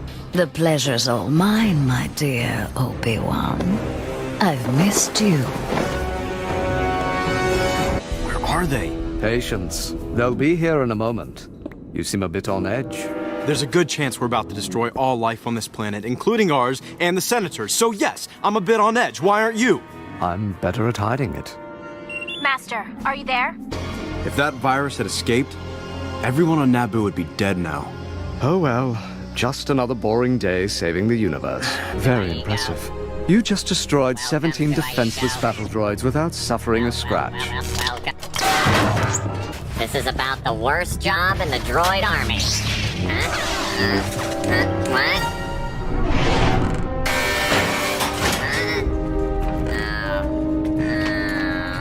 I'm sorry to disagree, but as long as the Jedi are acting as a military, we should report to the Chancellor, even on internal matters such as this. Well then, I guess you just volunteered to go. Give the Chancellor my regards. Now, wait a minute. They should have checked in from the Rishi station hours ago. It appears your captain follows orders as well as you do. Perhaps Cody is boring Rex with standard procedures and protocol. How did you know they wouldn't just attack us? Because I make observations while you think with your lightsaber. I thought I told you not to follow me, Master Kenobi. Yes, well, I took a lesson from Anakin and decided not to follow orders. Hey. It's a sort of mind control, a hive mind. She thinks she can possess us. Great. Find out everything you wanted to know yet? No, wait. I want to see how it works. I don't think Luminara wants to see how it works. No, I don't. I'm curious. The more we know, the better. I disagree. So do I. Come now, the nose or the ear. Which do you think will enter? I think the nose. They're in trouble. Anakin, have faith in your Padawan. She would have checked in. Like you always do? Good point. Sometimes I don't think you realize how alike you two have become. Just make sure you get it right. I always do. How do you plan on getting Grievous aboard your ship? Not to worry, the good General and I have a history. General, I knew one day I'd catch up to you. Kenobi, what a surprise! I assume you're here to bring me to justice? You know me too well. General, behind you! Where exactly are you? Listen for the loud metallic clanging sound. That would be the machine about to smash me into bits. Well, it certainly took you long enough. You know, I haven't saved you yet. Yes, no need to remind me of that. Be patient. I happen to be a bit short on patience right now. Satine, turn the machine off! I'm trying! Satine! For a man sworn to peace, you take an unseemly pleasure in the injuries of others. For a woman sworn to non-violence, you don't seem troubled that I could have been killed back there. But you weren't, and yet I still haven't heard any thanks. Well, you certainly haven't changed much. We'll have to stand and fight. Or in your case, just stand. I suppose we're even now. Oh, how so? I saved your life, you saved mine. Yes, well, mine was the more daring of the two rescues. Not remember you as one to hide behind excuses. I do not remember you as one to shrink from responsibilities. Perhaps if one can be heard over the clanking of their battle droids. Oh, the sarcasm of a soldier. The delusion of a dreamer. Just like that swarm of Venomites on Draboon, remember? How could I forget? I still have the scar. Begging your pardon, Duchess, I distinctly remember carrying you to safety. I meant the scar I got after you fell and dropped me. Oh, yes.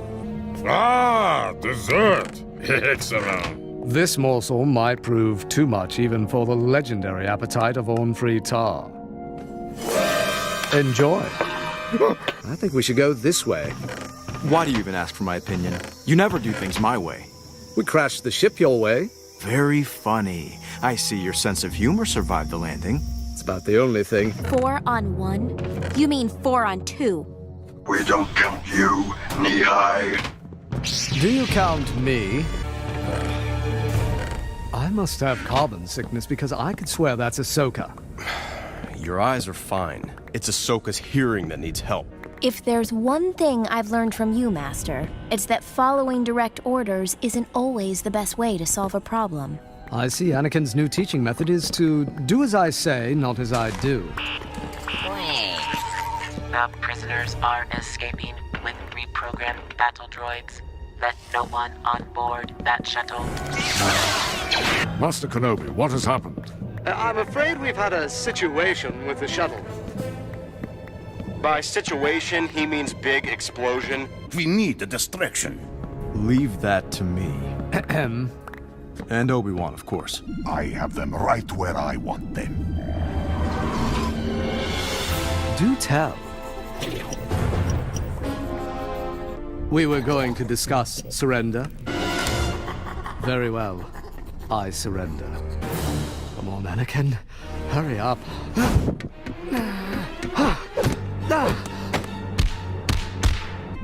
The Jedi have disarmed your bombs. It certainly took him long enough this time.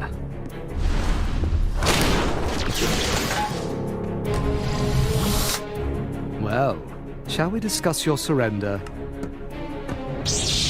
again?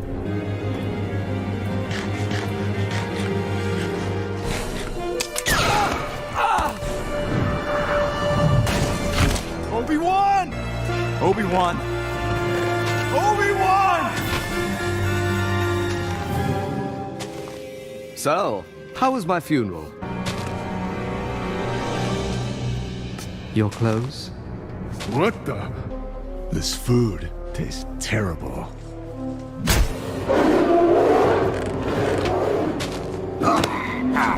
Maybe you taste better. You want my respect? You do it face to face. Who said I want your respect? You did a good job, Obi-Wan. Kenobi. I should have known. Something smelled wrong about you from the start. Yes, well, spending so much time with you was no reward either. Reward? I'll give you a reward when I plug you full of laser bolts. So uncivilized. And they call you Master.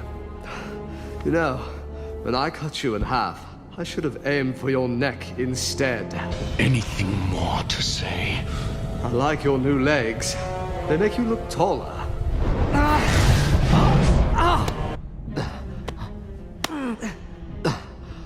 Ventress? It looks like I'm here to rescue you.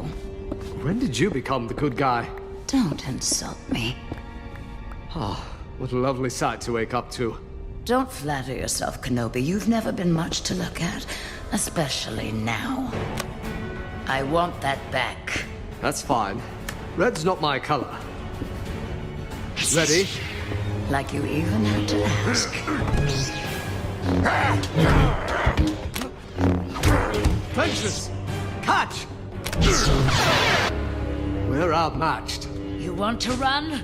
I learned from watching you. Funny. I've been waiting for you, Obi-Wan. We meet again at last. The circle is now complete. When I left you, I was but the learner. Now I am the master. Only a master. At getting caught. Very funny.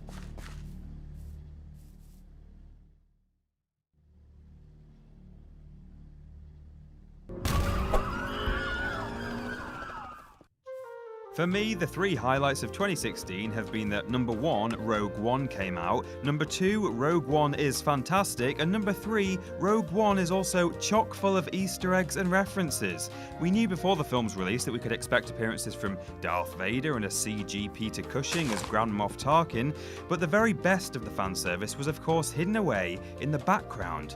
And we reckon we've spotted a few things. I'm Peter from WhatCulture.com, and here are 40 Rogue One Easter eggs and references you must see. Spoilers, so many spoilers. Oh god, the spoilers. Number 40, the opening. Prior to the film's release, contention surrounded the news that there will be no main saga-style opening crawl. However, despite this, director Gareth Edwards still managed to use the film's opening to tie it into the franchise. We're informed as ever that the events of the film took place a long time ago in a galaxy far, far away. The very first shot of the movie is way out in space, which is how every episode has begun, and the main Rogue One title is shown in yellow text, gliding through a starfield. Sure, the iconic crawl might not have featured, but Rogue One's opening still has an air of familiarity. Number 39, Wobani Kenobi.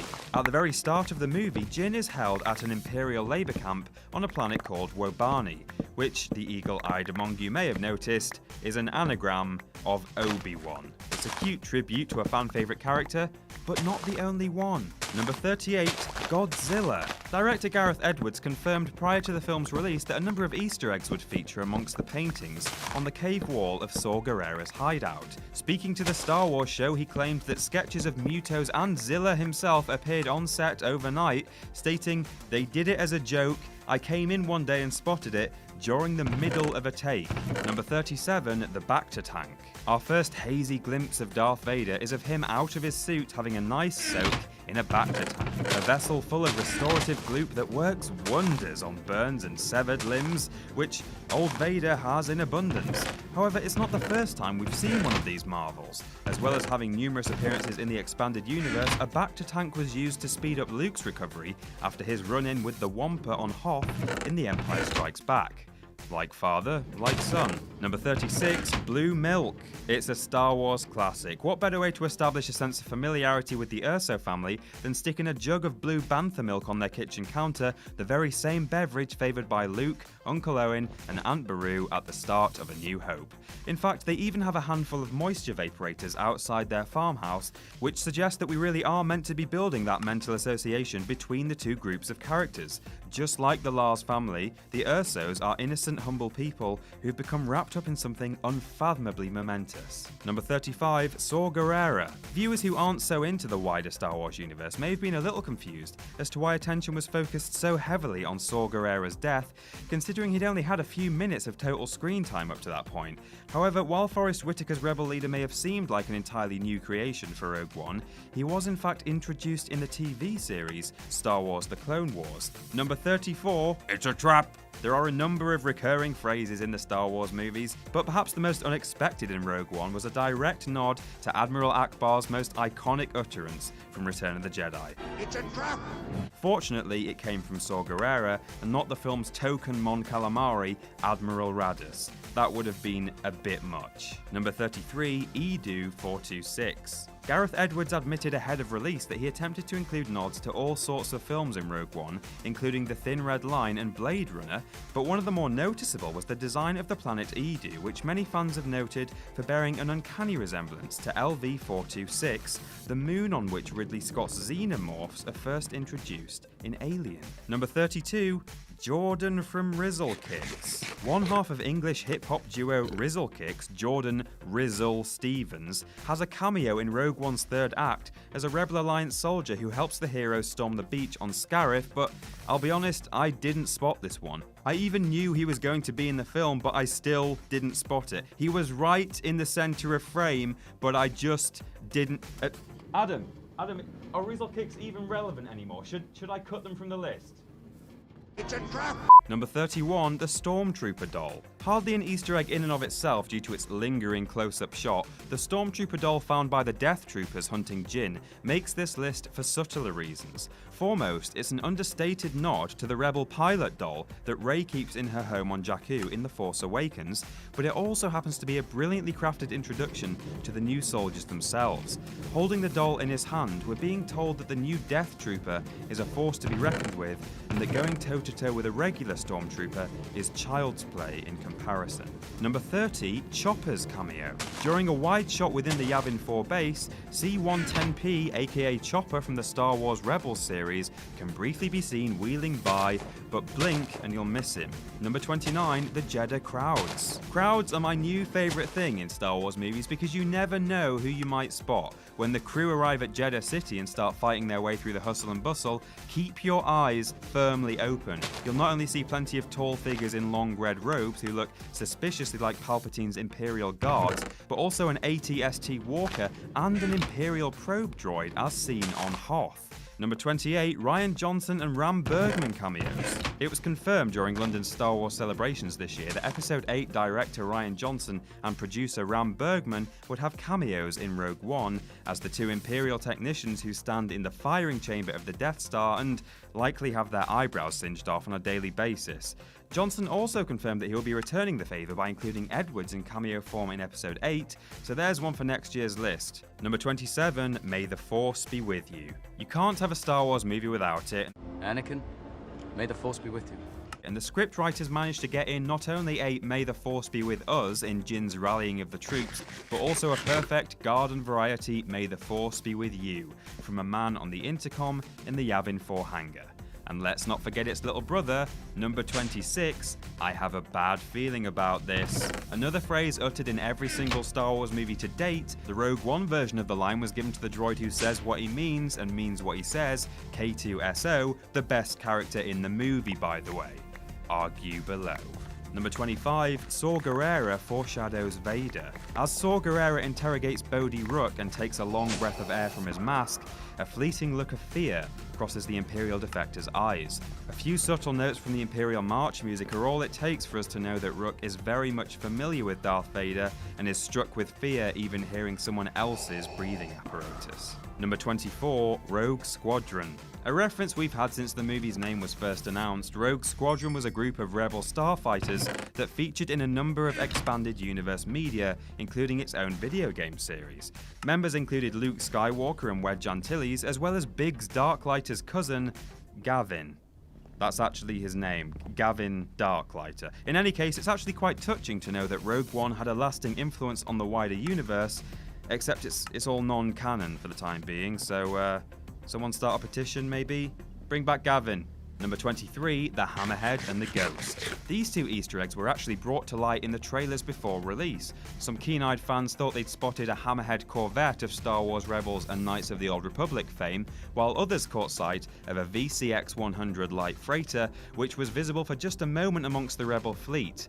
Rebels fans asserted that this couldn't possibly be any other ship than the Ghost, though nobody knew for sure until number 22, General Syndulla. When the Rebels are preparing to leave Yavin 4, the name General Syndulla can be heard over the intercom, a much more on-the-nose reference to the show's heroic Hera Syndulla, owner of the iconic Ghost. Confirmed? But wait, there's more! Number 21, Captain Antilles. Another name heard over the intercom as pilots scramble their ships is Captain Antilles. Now, you'd be forgiven for thinking that this is a reference to Rogue Squadron X-Wing pilot Wedge Antilles, who featured in all three of the original movies, but it's actually more likely to be a nod to the unrelated Raymus Antilles. He's captain of Tantive 4, the rebel ship from the opening of A New Hope, and thus he's also the man named by C-3PO as the droid's previous master.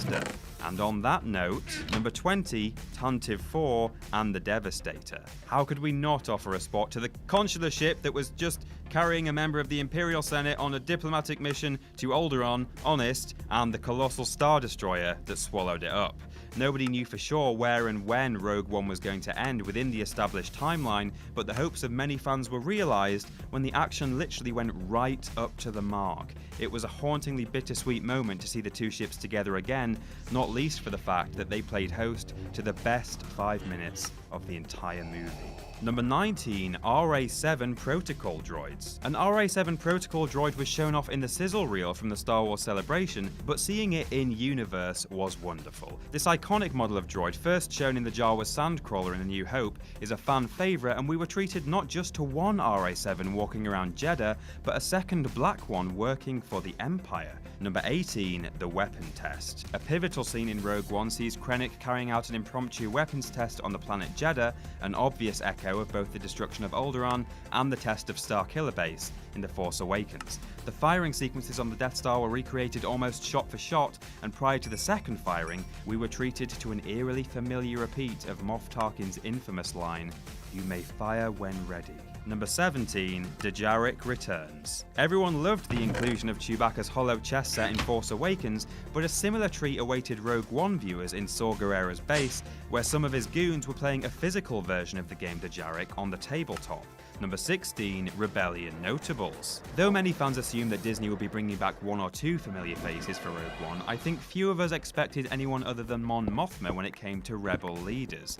However, as if one or the other wasn't enough, we were treated to appearances from both Bail Organa, that's Leia's father, and a recast Jan Dodonna, who in A New Hope briefed the Rebel pilots before the Battle of Yavin. Number 15, the Dancing Twi'lek. There may be a war going on, but it seems there's always time for someone in the Star Wars universe to watch a scantily clad lady flail her head tails around. You will doubtless remember Oola performing such a dance in Jabba's palace before meeting a sticky end, but in Rogue One, it was Saw's soldiers who were enjoying the show. This time, via hologram. Pretty cool. Number 14, Bail's fate. A poignant moment that again adds weight to A New Hope was Bail Organa's announcement that he was going to head back to Alderaan to make preparations. What with the old expanded universe being retconned when Disney purchased Star Wars, Bail's fate was totally up in the air, but Rogue One was the bearer of the bad news. Leia's father did indeed head home, and therefore she's not only watching her planet go up in flames at the hands of the Death Star in A New Hope, but her father too. Grim. Number 13, nobody loses a limb. Fun fact, at least one person gets an appendage chopped off in each of the first 6 Star Wars movies, and a scene was cut from The Force Awakens in which Chewie rips Unkar Plutt's arm out of the socket. Messy. So it's an official first. No main character loses a hand, arm or leg in Rogue One, and while it's possible some of the background soldiers might have ended up in pieces, there was certainly no direct attention drawn to it, so we're calling it there, no limbs severed. Number 12, disguise. The heroes disguising themselves is a major Star Wars trope, so Jyn and Cassian donning Imperial uniform was a familiar sight. However, what was more subtle is they actually acquired the outfits in the same way that Han and Luke did in A New Hope, by hiding in the crawl space, luring Imperials on board, and knocking them unconscious out of sight. Number 11, a Jedi friend. An anagram was absolutely not enough of a tribute to our friend Obi, so it was warm hearts all round when Mon Mothma and Bail Organa shared whispers about a Jedi friend from the Clone Wars, quite clearly referring to Kenobi. Number 10, the Yavin Lookout. Fans were treated to the iconic sight of an Alliance soldier scanning Cassian's incoming ship from atop a pole in an almost identical shot to that of A New Hope, which shows the arrival of the Falcon on Yavin. Number 9, Galen Starkiller. A fun one for the gamers out there, the name of Jyn's father Galen might ring a few bells with you, as this was also the given name of Galen Marek, who became Starkiller, Vader's secret apprentice in The Force Unleashed. Number 8, Vader's Castle. One of the original plans for The Empire Strikes Back was to have Darth Vader residing in a large opulent castle designed by concept artist Ralph McQuarrie. The castle did eventually feature in various tales of the expanded universe and was located on a planet called Vajun, which was infamously plagued by acid rain. Interestingly though, Vader's castle in Rogue One is on Mustafar, the very planet where Vader was initially wounded by Obi-Wan. Number 7, R2 and 3PO. Not quite top 5 material because it's very much a reference rather than an Easter egg. How could we fail to mention the appearance of everyone's favourite droid duo? R2 and 3PO get a line of dialogue each as they watch the Rebel fleet head off to Scarif, maintaining their record as the only characters to appear on screen in every single Star Wars movie. Number 6, Black Saber. As Jyn trawls through the Imperial database in the final act, one of the entries she reads aloud is Black Saber. This is likely a reference to the Dark Saber, a black-bladed lightsaber seen in the Clone Wars and Rebels TV shows, not to mention a number of expanded universe comics. Here's hoping we'll actually see one in a movie someday. Number 5, BT-15s are obsolete. In A New Hope, 2 stormtroopers are overheard talking about the new BT-16 perimeter droids. You seen that new BT-16?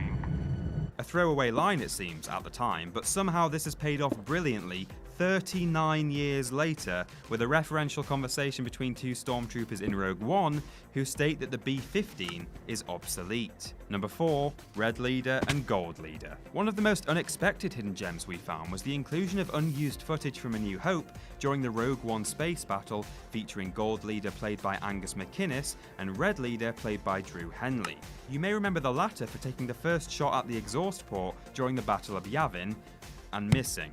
One final nod to the Battle of Yavin came in the form of number 3, Red 5. It's a funny feeling when you find yourself laughing at the death of a pilot in Star Wars, but many fans found themselves doing just that as they watched Rogue One, as Red 5 got gunned down, leaving his seat open for Luke to take up in A New Hope as he joins the Rebel Alliance. It was another subtle nod, but quite a funny one, in a strange, morbid sort of way. Number 2, Vader's helmet. This one isn't just a good Easter egg, but also commendable attention to detail. The creative team had the foresight to give Vader his duller helmet design, more in line with the one he wore in A New Hope, as opposed to the shinier one of Empire and Return of the Jedi. It wouldn't have made much sense if Vader had had a shiny suit in Rogue One, only to go back to his duller one in A New Hope, and then get a shiny one back in Empire, so hats off for that internal consistency. And number 1, you just watch yourself. One of my favourite moments in the entire movie, besides everyone's new favourite massacre, and the reference that proved well and good that Disney genuinely know what they're doing, came when our heroes accidentally barged into a couple of passers-by on Jedha. A perfectly delivered turn to the camera and the oh-so-familiar instruction to watch yourself revealed that Jyn had in fact encountered Mos Eisley Cantina thug Dr. Cornelius Evazan and his wingman Ponda Baba. I'm sure there's some argument that it was unnecessary or jarringly convenient, but I believe the payoff was far too good to entertain the idea that it should have been cut. Well played, Lucasfilm. Well played.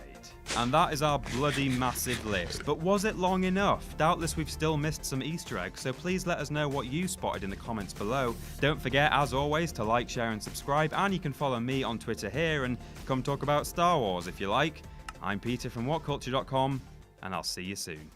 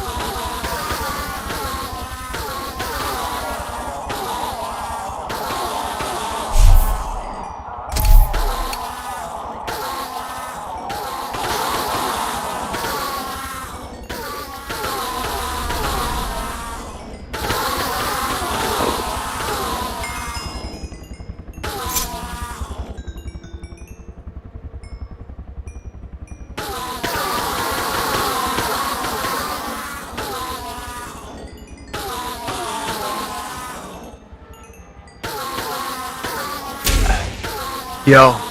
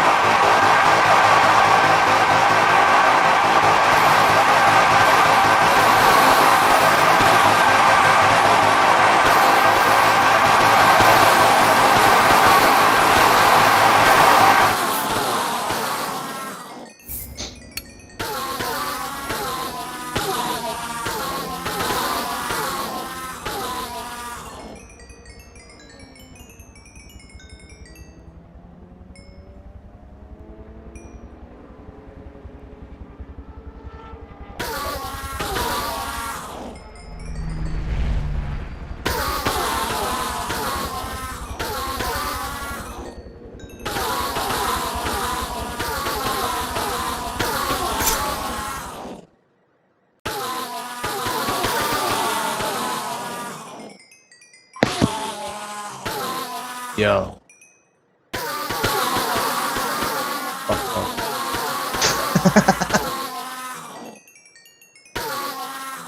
Yo, taste. Are you French? Looks French.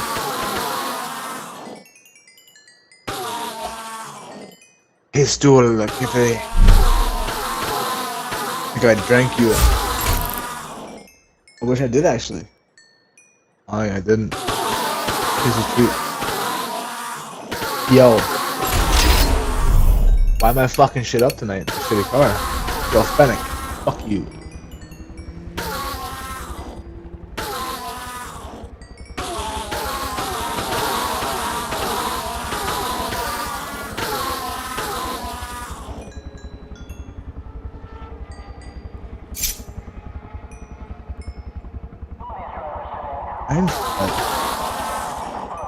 Thanks, everyone.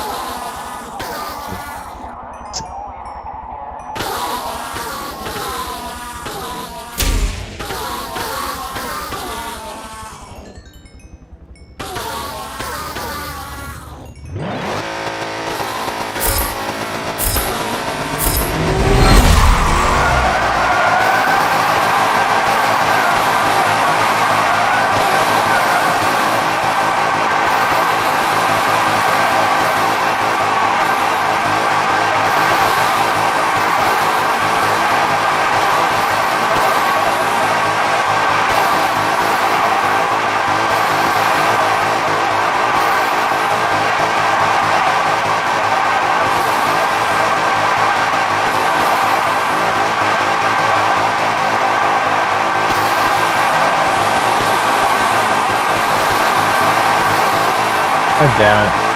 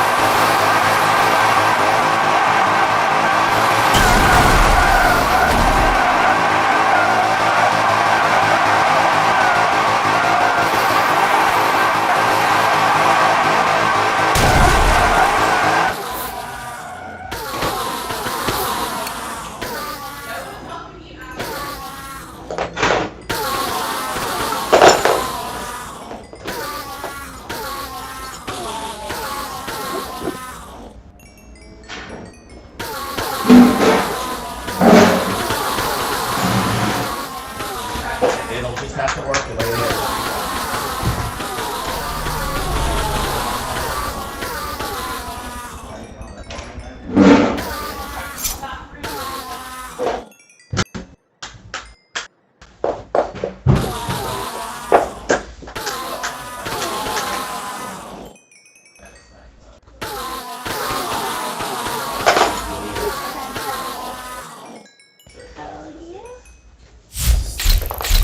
Oh, good.